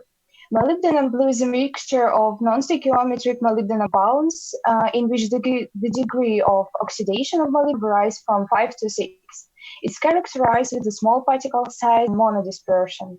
As you already know from the course of inorganic chemistry, molybdenum blue is widely used, for example, in analytical chemistry for sensor materials and catalytic processes. It's interesting to know that the methods for synthesis of molybdenum can be divided into 3 groups. Appropriate reagents for the listed methods you can see at the slide. However, all of the above methods have disadvantages. You need to synthesize the system molybdenum-containing reagent, oxygen reagent, pH regulator. Synthesis process takes much time, it requires several stages, and as a result, unstable solution forms. Due to this, aim of work was to improve the method of obtaining molybdenum blue, and what is more, to study their catalytic activity. As an object in our study, we used molybdenum sulfide. Let's pay attention to the methods that we used during the study. The results will be given later. Synthesis was carried out according to the unique procedure. First, molybdenum sulfide was subjected to a preliminary mechanical activation in a planetary ball mill under the following conditions, which are demonstrated in the slide. On the surface of mechanical composite unloaded from a grinding cups, molybdenum oxide are formed due to contact with the atmospheric oxygen. With the addition of a reducing agent, which is ethanol in our study, the formation of an alcohol solution molybdenum blue occurs. If you evaporate the alcohol at room temperature, you can get molybdenum blue in the powder form or in the form of the film. I would like to emphasize some advantages of our method. First, synthesis proceeds in the certain system without pH regulator. Second, there is a possibility of multiple syntheses from the same molybdenum-containing reagent. And finally, the result, we obtain stable molybdenum blue. In the study of mechano-composite by method of X-ray phase analysis, only one phase of molybdenum sulfide was detected. This fact allows to obtain high purity of molybdenum blue. X-ray diffraction analysis gave a controversial results. We observed non-linear change in particle size with an increase in the duration of mechanical activation. Such a process can be probably explained by the fact that the equilibrium of the reaction shifts towards particle agglomeration. And in the same time, we could observe a change in the unit cell parameters. Experimental confirmation of the molybdenum blue formation is presented in the form of absorption spectra. Pay attention to the slide. It can be seen from the figure. The highest absorption in this region is observed for a sample obtained from hours mechanical activation process, which is within typical visible region. And that is why this particular sample was selected for a field testing in the processing of heavy residual raw materials. Then our component of interest was dried at room temperature. Oxides of molybdenum in variable degree oxidation couldn't be reliably detected. As a result, we can conclude that the method is not sensitive to the resulting molybdenum blue thin films. The change in the structure of mechanocomposite can be tracked by electronic micrographs that present at the slide. Preliminary testing of the activity of molybdenum blue during the processing of a heavy residual fuel feedstock was carried out in autoclave reactors under a number of conditions. As follows from a histogram, molybdenum blue shows activity in the process of tire refining, which is reflected in a significant conversion of the diesel fraction. It's about 82%. In a blank experiment, is about 52%. The activity of molybdenum blue also develops in the yield of light fraction of initial boiling point. The percentage notably increased compared to a blank experiment. The activity of molybdenum blue develops in the yield of quad products. It slightly exceeds values in the blank experiment. Based on the results of work, we can draw the conclusion about high productivity and efficacy of the method applied. Thank you for your attention. I would be pleased to answer your questions. Thank you for your report. Has anyone something to ask?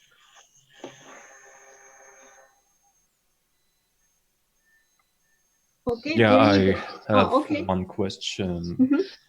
Excuse me, I didn't quite catch. What is the practical application of the molybdenum blue? Thank you.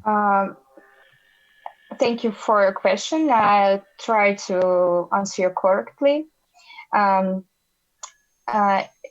In this work, we tried to use molybdenum blue like a catalysator in the process of tire refining. Mm-hmm. Thank you. If I may, I have one question to ask.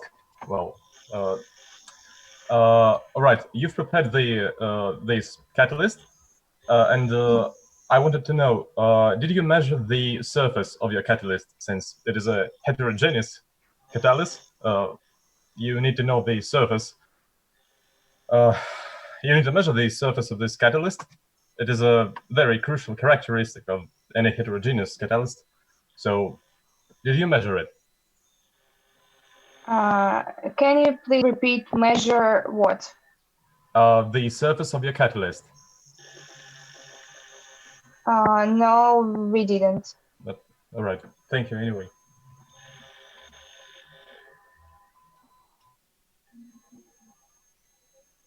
Thank you. Has anyone else?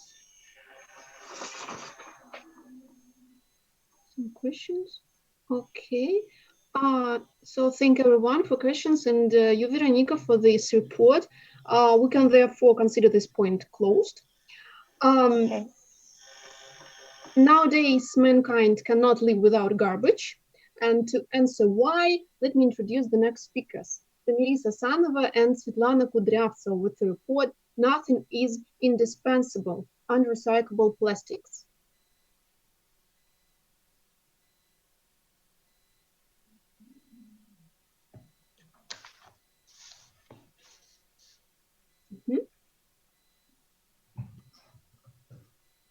Hello, everyone. Good afternoon.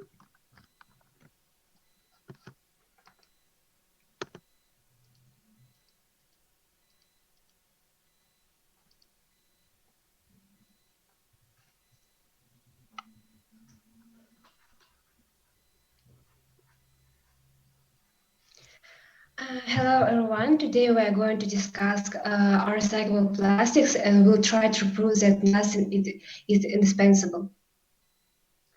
We all know that plastic are materials based on synthetic or natural light molecular compounds or polymers. Polymer chemistry surrounds us everywhere. The cup, bottle, folder, barrel, cart, slide, and window, to name just a few. However, you understand that this seriously harms the environment. The world's population is currently 7.5 billion people. Not many people know that most plastics emit toxic substances when they burn, such as carbon dioxide, hydrogen cyanide, hydrogen chloride, nitrogen oxides, as well as various aliphatic and aromatic hydrocarbons. Carbon dioxide released during combustion by inhalation can completely displace oxygen from the blood, resulting in this. Therefore, plastics must be recycled. This process takes place in a special machine under high temperature without oxygen, and plastic decomposes into monomers. The final products of processing are wax, styrene, and carbon. I'm sorry.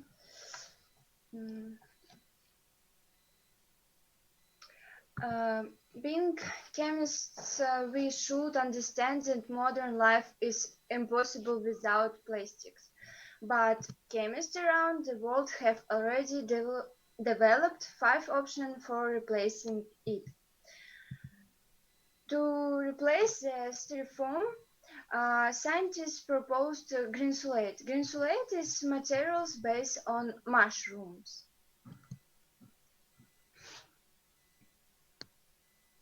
In the early 2000s, European science proves that starch residue left in the production of potato and French fries is an environmentally friendly ingredient for the production of bioplastic bags.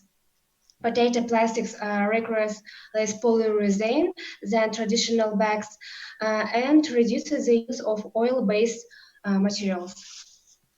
The natural fibers of the banana tree, which have proved useful in the production of everyday items.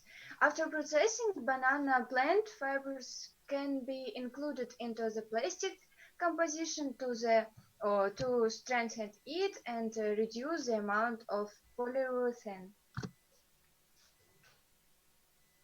English scientist Plios studied polylactic acid, or PLA, which is made from fermented cornstarch.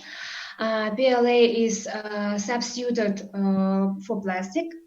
When polylactic acid is burned, no toxic fumes are emitted, which are characteristic of traditional oil-based products. Cassava-based plastic can instantly break down in hot water, and it only takes a few months for it to decompose on land or in the sea.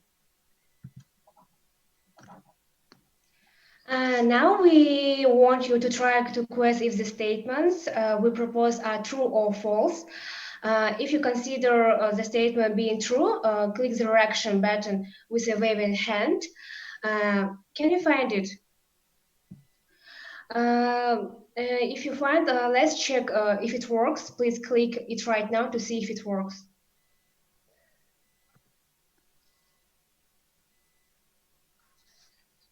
Guys. Do you hear me? Yeah. Yeah, so yes, I will try yes. to. Do you find reaction? Yes, like this? Yes? Yes, yes. Okay. Well, let's begin. The first fact, Plastic production is the main cause of global warming. What do you think, true or false? Well, maybe it is, but it is not the main reason. At least I think so. I think it's not a global war, the main cause. Guys, if you think it's true, you should click the reaction button with a waving hand. Wait, if it's true, I have to click waving hand. If will be true. And if it's And false, I it's have to correct. click thumb up. Or should I click nothing? I didn't get it. Can you find a reaction? Yeah, I did it. In the down of the screen, yes? Sorry. You can find it. Yes, we find it. We have found it, but we don't understand how to react in negative way. Just not without a reaction. Without reaction. Okay. Yeah. Thank you. Okay. So those who suppose is to be true are absolutely right. Any industrial production leads to the release of carbon dioxide into the atmosphere. Next fact, plastics production is low cost. It's true or false?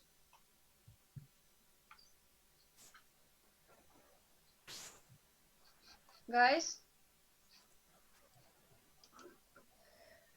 Okay, is false. Actually, if we abandon it, we will save up to $120 billion a year.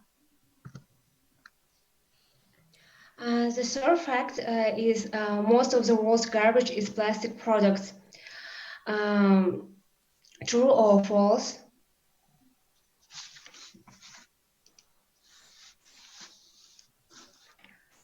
Unfortunately, it's true because in the Pacific Ocean between Hawaii and San Francisco, a large Pacific garbage patch is drifting. The next fact, plastic is not dangerous for people. Is true or false?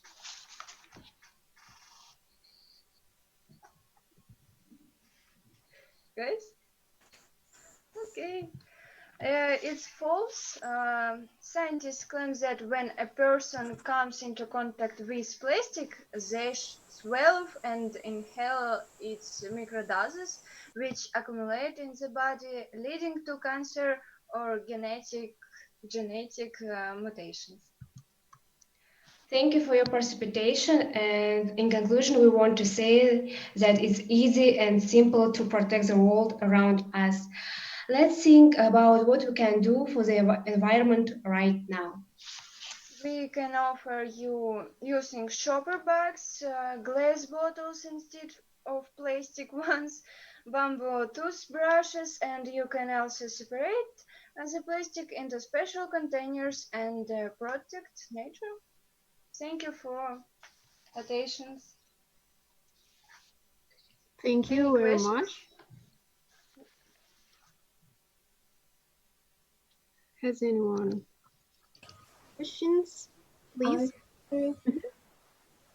Do you listen me? Yes? Yeah. Why this problem is so actual nowadays, and why do you choose it?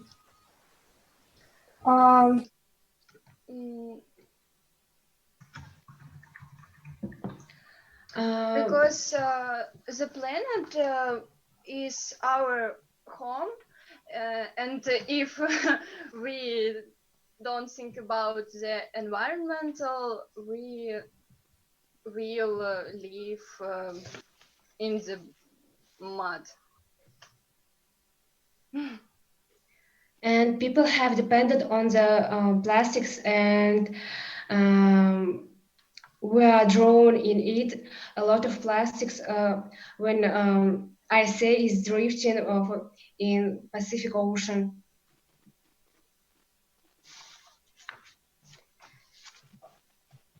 Okay, thank you for your question. Can I ask several questions? Yes. Okay. The first question is it related with your questions. The last part of your presentation, you said that the main cause of greenhouse effect is carbon dioxide, but it's but it's the water in air. That's not absolutely correct, I think. And the second question is, did you research something related with usage of plastic without its recycling? If about the first question, we found this information in one book. I don't remember the name of this book, and in this book was this information. Can you repeat the second question? Okay. We can use some new materials for our bottles and so on, but we have plastic that can't be recycled anyway. And how can we use it without recycling? Can we do it?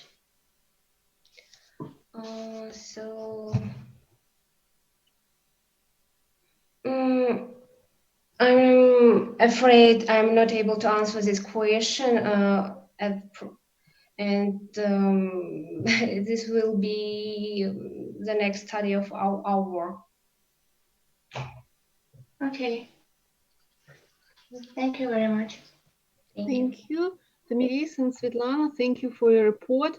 If no one else wishes to say anything, let me introduce the next speaker, Elina Chernikova, with the report Cyberpunk Here, Bone Healing by Gels.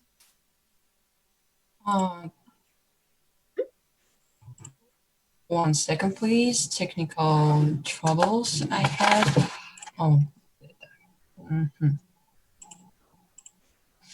You can see this? Oh my. Yeah. Okay. Hello, everyone. Today I will talk about the bone healing by Gilles. And some of you will say, what?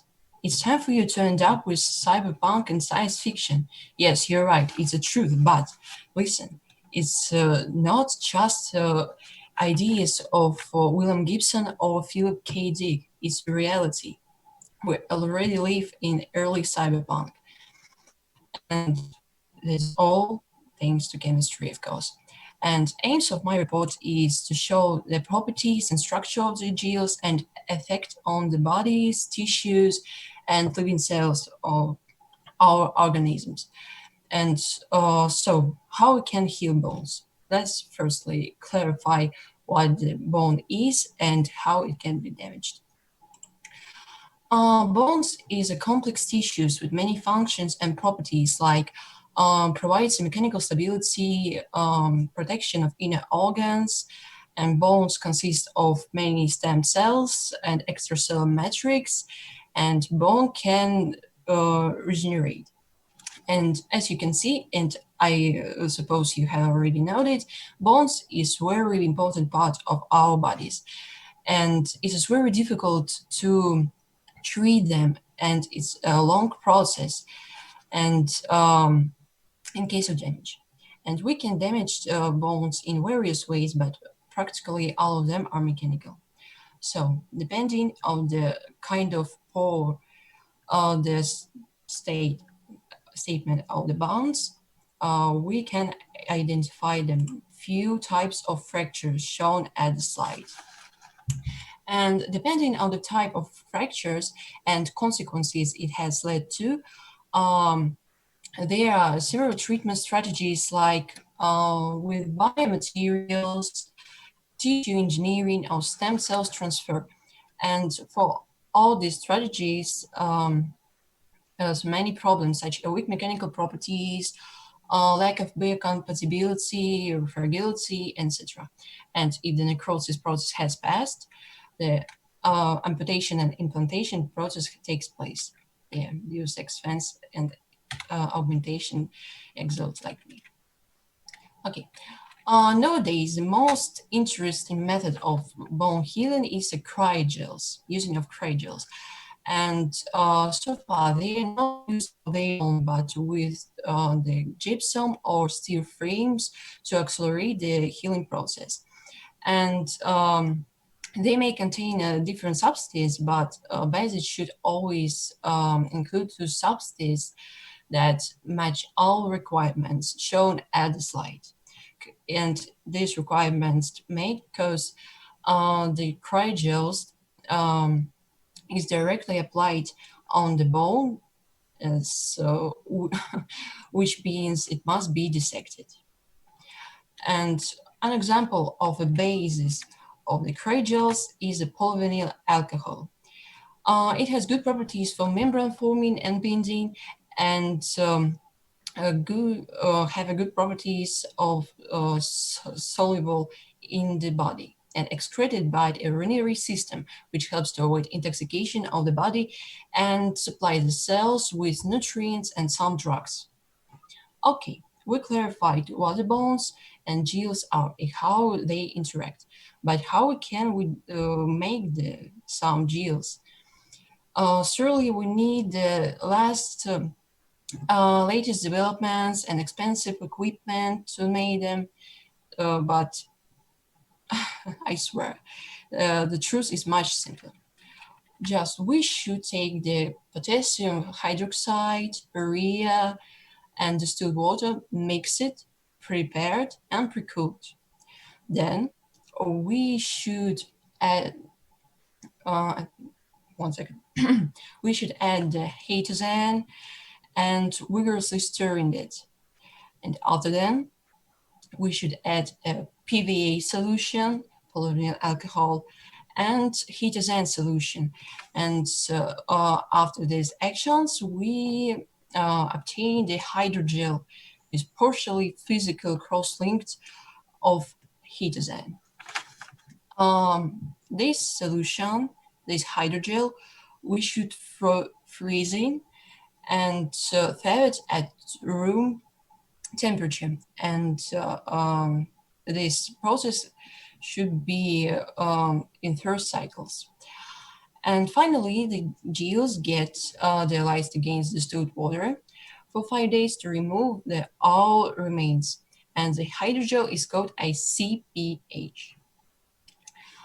To introduce the hydroxyapatite layer, the CPH first immersed in Trees buffer, then CPH dipped in potassium hydrophosphate, distilled water, calcium chloride, and once again in distilled water.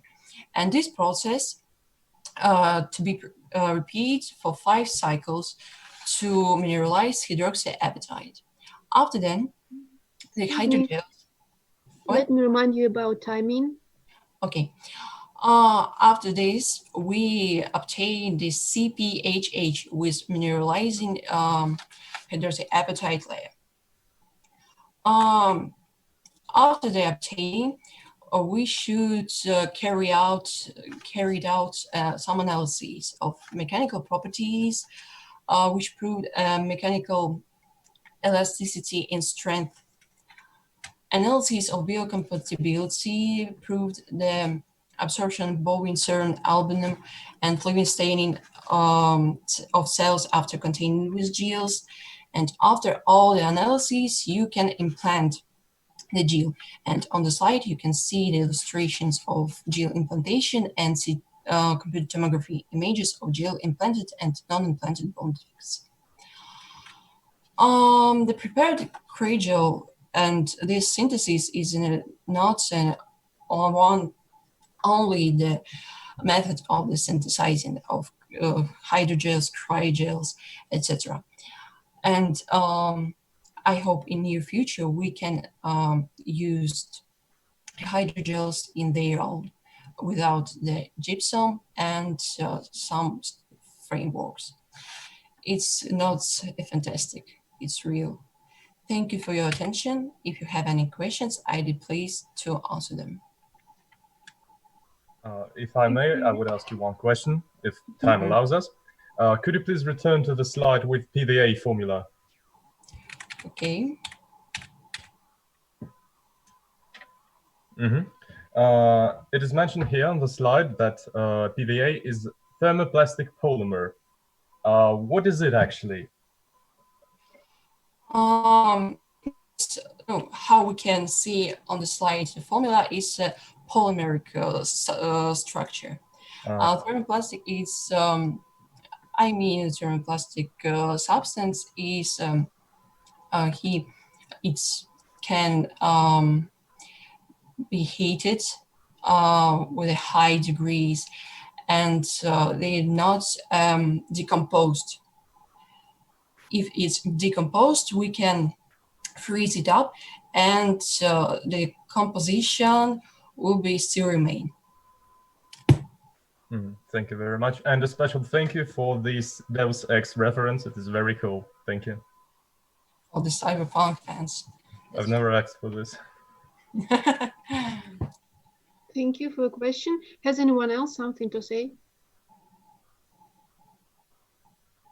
I would ask you one question.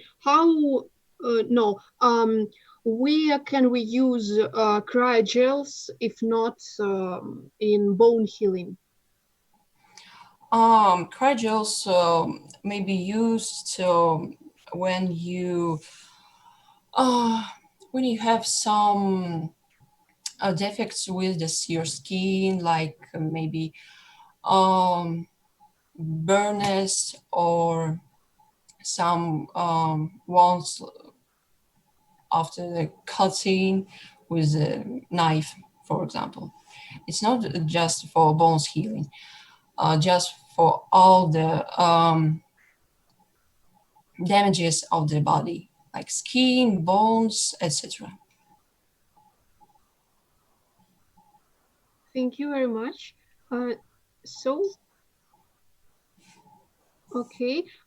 Thank you, Elena, for your report.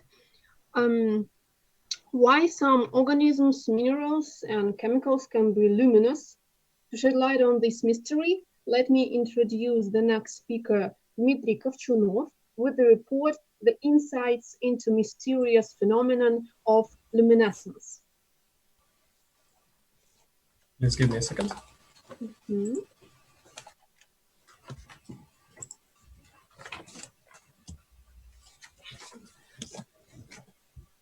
Dear participants, today I'd like to discuss the concept of luminescence. As far as you probably know, luminescence is spontaneous emission of light by a substance not resulting from heat, or so-called cold light. The term incorporates a number of various phenomena based on the emission of light due to certain chemical and physical properties, such as crystallization, pressure, ionizing radiation, chemical and electrochemical reactions, and some others. Sorry, I forgot to change slides. In general, the large number of phosphorus could be categorized into the groups according to three main parameters, which you can see on the slide. Moreover, color is determined by the wavelength of emitted light. Right now, many of you are wondering, how does it work? Let's consider phosphorescence as an example. It's a special type of photoluminescence where phosphorescent materials produce light after being energized. When the atoms inside these materials gain energy through visible light of our sources, they become excited. When these atoms return to their normal energy levels, they emit tiny pockets of light named photons, which make the object shine. Phosphorescence and fluorescence differ in the duration of luminescence that continues when the excitation stops. Phosphorescence is characterized by a relatively long duration of such glow. Fluorescence disappears immediately. The property of phosphorescence doesn't relate to all fluorescent substances. So the term fluorescence is sometimes used as a synonym for the term luminescence.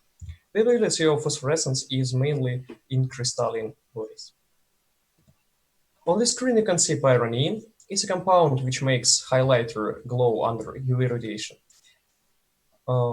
Nevertheless, you should not think that luminescence is a very rare phenomenon, and it cannot be found in everyday life. There are some funny moments. For example, in spite of similarity between the terms phosphorescence and phosphorus, actually the letter 1, like plutonium, gives a glow of eerie green light only when it reacts with oxygen. Although phosphorus glows, it is not radioactive. Surprisingly enough, the simplest luminophore is the thing which seems to do nothing with shining. If you completely disappear to find anything that glows, you can open the desk and take a simple sheet of white paper. Do not try to see it in the dark. You won't see anything. But in this case, the black lamp will come to our aid. The composition of white sheet includes bleaching agents, which begin to glow bright blue when exposed to ultraviolet light. Also, you can see the application of luminescent in the lamps of daylight. They contain a small bit of mercury and an ionized gas, usually argon, kept under very low pressure. On the slide, you can see the setup of this lamp. As electrons and charged atoms move through the tube, some of them will collide with the gaseous mercury atoms. These collisions excite the atoms, bumping electrons up to higher energy levels. When the electrons return to their original energy level, they release photons. Luminescence is quite spread in the world of animals and fish. In ocean's depth, there is a mysterious fish named angelfish. But as you look at this creature, I doubt you have imagination to call it as an angel. So this monster has a lamp on a branch like fishing rod. Simple fins under UV radiation glows in usual colors. For example, under UV lamp, originally cucumber is very light green outside and pink inside. The summary of my research you can see on the slide. Thanks for your attention. Thank you very much for your report. Has anyone something to ask?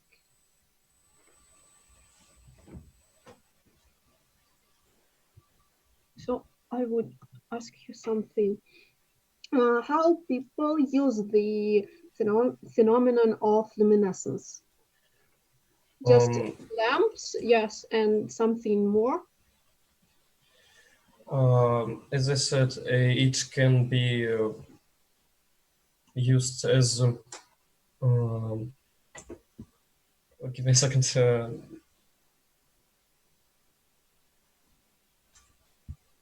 It can be used as some chemical way to identify any compounds, or for example, was a picture with sonoluminescence. It can use to make any presentation, or sorry, any concepts more interesting and exciting. Okay, also, also it's very beautiful, as you can see. Yes, thank you. Can I ask one question? Yes, please. Okay, in organism, what? No, give me a second, please. What compounds luminescence in organisms? For example, in fish. Wait a second. As you know, some compounds in fish is made with phosphorus, and as I presented, phosphorus reacting with oxygen glows green light. Also, there are a lot of organic compounds that can luminescent. There is fluorescein. It's a compound which is usually used to prepare a lot of luminophores. Maybe it is present in any organisms. Could it be proteins? Again? Could it be proteins? Spell it, please. Could it be proteins? Proteins? What Proteins. does it mean? What it means? It's those substances. It's polyamino acids. Yeah. I'm afraid it isn't the theme of my research. I will find this information and tell you about it maybe next year or next time. I would like to add that, yes, it could be proteins. Thank you. Thank you. Thank you, Dmitry, for your report. Now let me introduce the next speaker, Elina Reshetova, with the report Polymers in Biomedicine.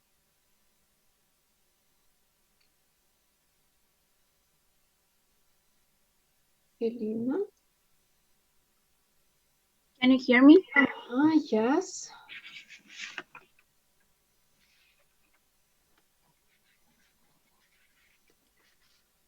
Hello, dear colleagues. To begin with, let me refer to some facts. According to statistics, about 9 million patients go to hospitals every year in Russia. 2.5 million from them are children from 0 to 70 years old. The reasons for that are fractures. As you can see, our life is full of risky moments.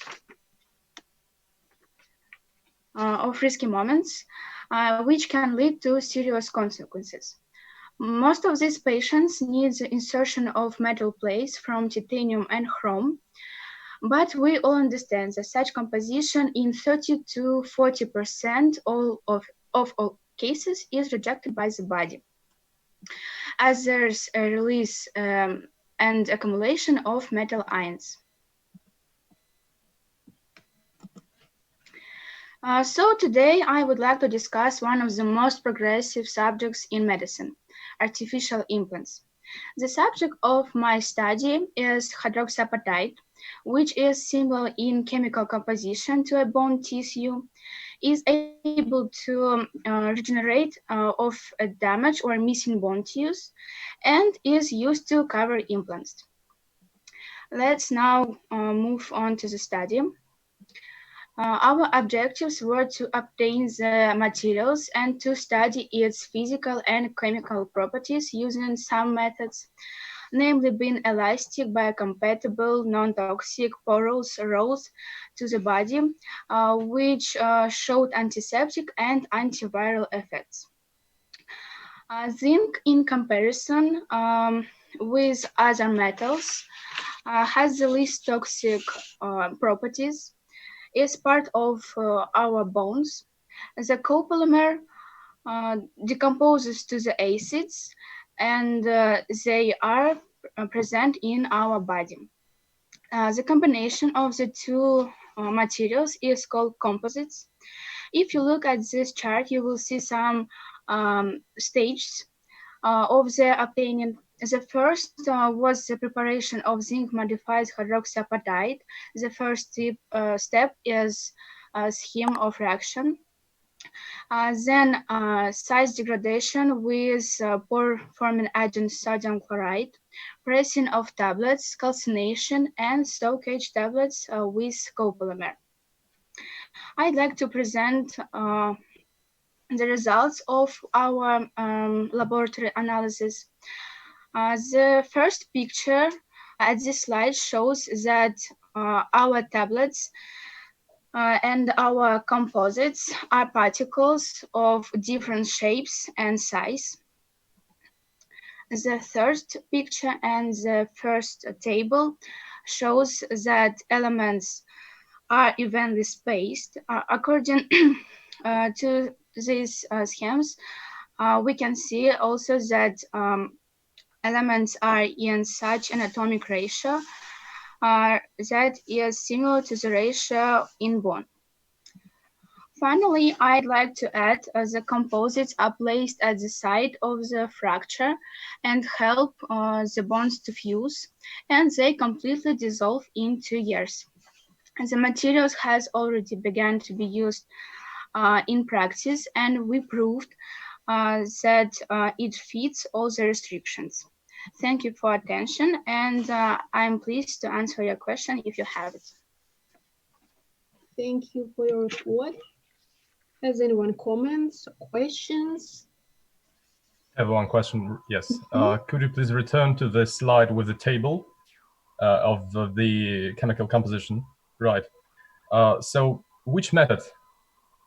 No, not that slide, I believe. The next there is a table with the atomic ratio of elements. Right, yeah. This one. So which method did you use to determine this ratio and to determine the chemical composition? For our analysis, we used some methods.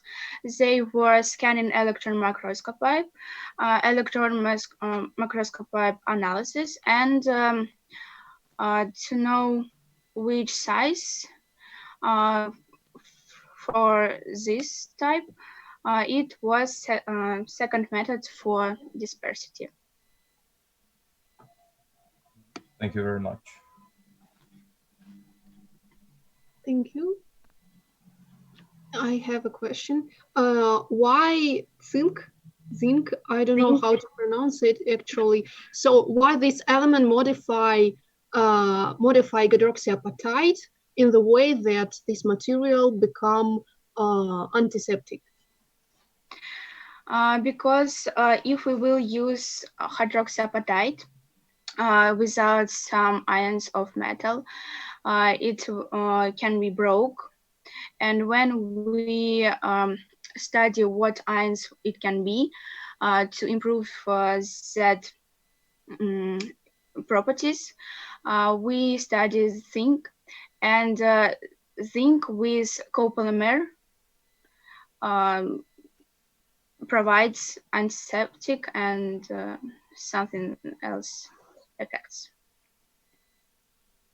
But you didn't find the information why this section is occurred.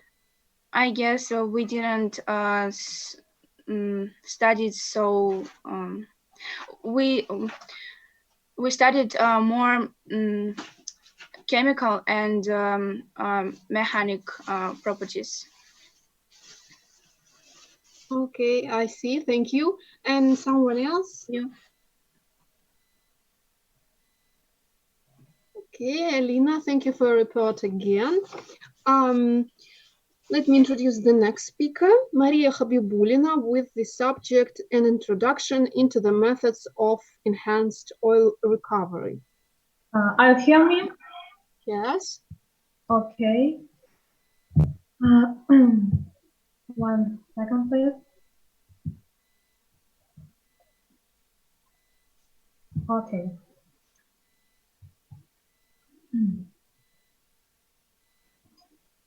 Good afternoon, ladies and gentlemen. I'm going to tell you about the methods of enhanced oil recovery. The subject of my academic research is the reservoir recovery rate, which is the ratio of the amount of recoverable reserves to the amount of prospective flow. So we'll start off some theoretical background. The robust growth in the world demand needs more efficient oil extraction of conventional reserves. The decrease in the resources of light oil on the earth has led to the extraction of low-grade and extra low-grade oil in recent years.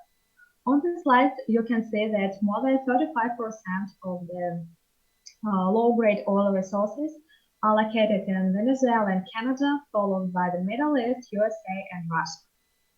Together, Low-grade, extra-low-grade oil and bitumen account for about 70% of the world's oil reserves. One way of more efficient oil extraction is to employ improved oil, which is achieved due to enhanced oil recovery methods.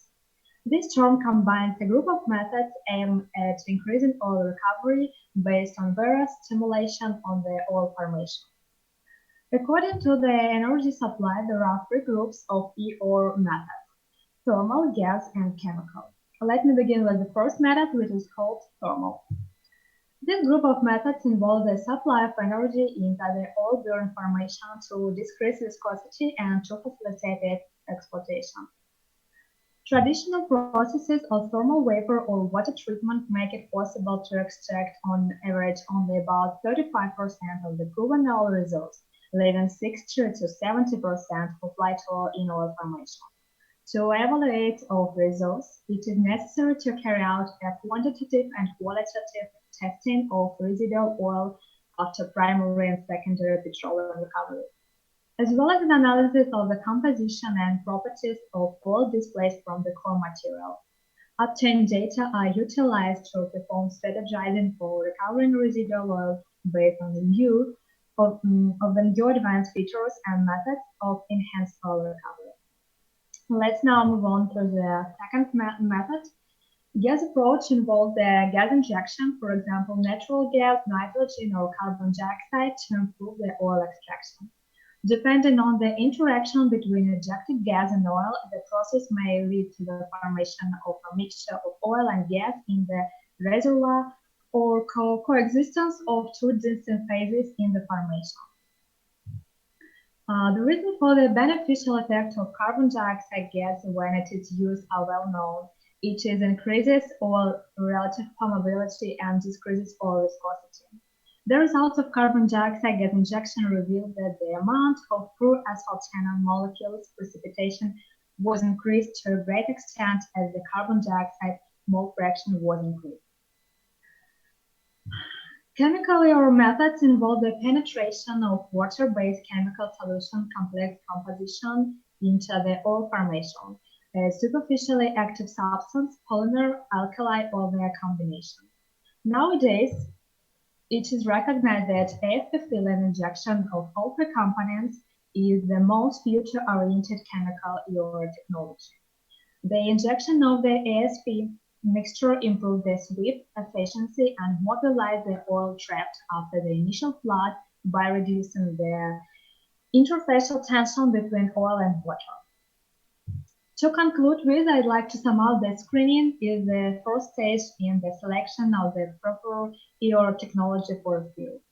Final decision on enhanced oil recovery technology selection depends on the properties of the field that company operates in. I'd like you to look on the slide which illustrates the approach used by Shell to screen EOR technologies. In this individual case, the screening focuses on the depth of the reservoir depth and oil viscosity. In addition to these basic properties, many other parameters have to be analyzed in the selection process. In particular, in the case of gas EOR, the calculated formational pressure is an important factor, and for chemical methods, the properties of formation water and reservoir type play the major role. Thank you for your attention. I'd be pleased to answer your question. Thank you for your report. Has anyone questions or comments? Yeah, actually, I do have a question. So, will you kindly say which kind of surfactants are used in chemical, oil extraction, ionic or not ionic surfactants? Thank you for a question. I suppose that it will be better if we will use ionic substances for chemical EOR technologies. Why is that so?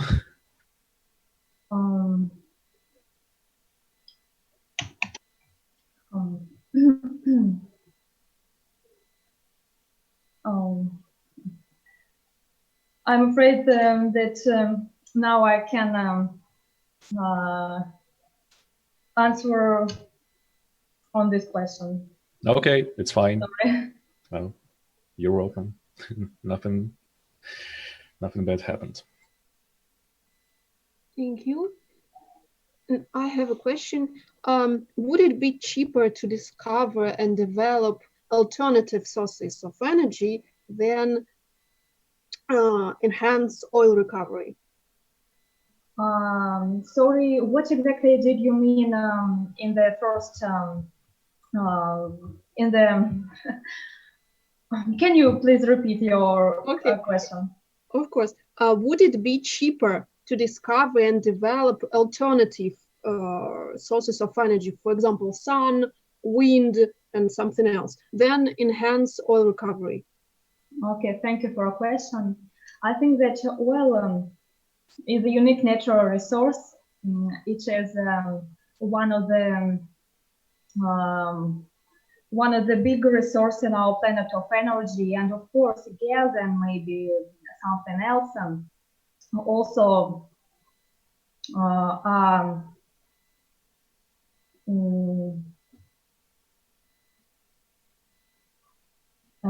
can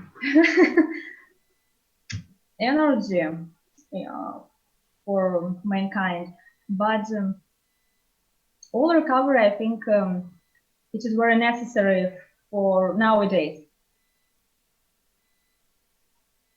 So alternative sources of energy is something in the future, and maybe we will not live during this time. Maybe yes, I agree with you. Okay, thank you very much. Has anyone comments? Oh, okay. Maria, thank you for your presentation. I would like to remind all listeners about voting on the best report. And I think I can close this general discussion. Now I would ask experts to retire into session rooms and choose winners. Three from the section number 1 and 3 from the section number 2. We will meet again after 15 minutes. Thank you. Okay, guys, so now I'm sending an invitation to the session rooms, and Alice Kolesnik is going to be invited there too, just to follow the discussion and to be able to announce the winners, quicker than possible, without it. Okay, so I'm sending an invitation now by pressing the button.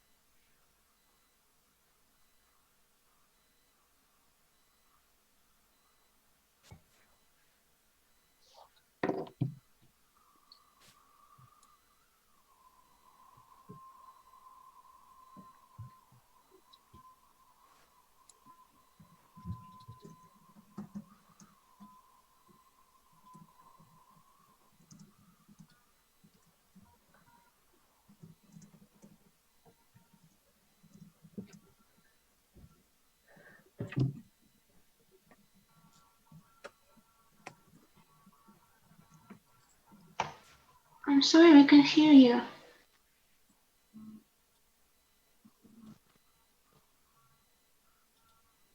Okay, guys, so I think Sorry, it's I was talking without yeah. microphone turned on. I'm so sorry. Maybe I'm tired. Okay, so from the beginning, our experts have discussed and chosen winners. Winners of the section number 1. The third degree winner is Katerina Smirnova.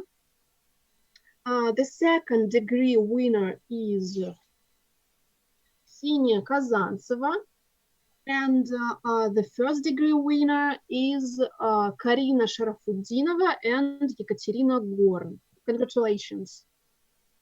And now I will announce the winners of the second section. The third degree winner is, I'm sorry, the third degree winner is Elina Reshetova. The second degree winner is Veronika Prokofьева. And the first degree winner is Elina Chernikova. Congratulations to all winners and participants. All certificates, gifts and prizes will be sent through your emails. Therefore, I'm kindly asking you to write them to the chair, Nadezhda Vladimirovna Petrunina. Her email address is in the chat, I hope. Yes? Could you write it here? Thank you. I sincerely congratulate all participants of this conference. I believe that everyone had pleasure. Thank you. Okay, thank you very much, Alisa, and my congratulations to the winners. I would like to remind you also of the voting process that is going to be closed tomorrow in the afternoon. So make sure that you have made your choice and voted there in Conductor. Also, we have a special announcement for Maxim Zagwozdkin because he's going to receive a special prize as a result of a special decision made by the ruled out by the jury. So, guys, ladies and gentlemen, I believe that this is all. My congratulations and many thanks to all those involved in this process and in today's event. So I think that we are about to adjourn our meeting. Thank you all very much. Thank you. Goodbye. Goodbye, everyone.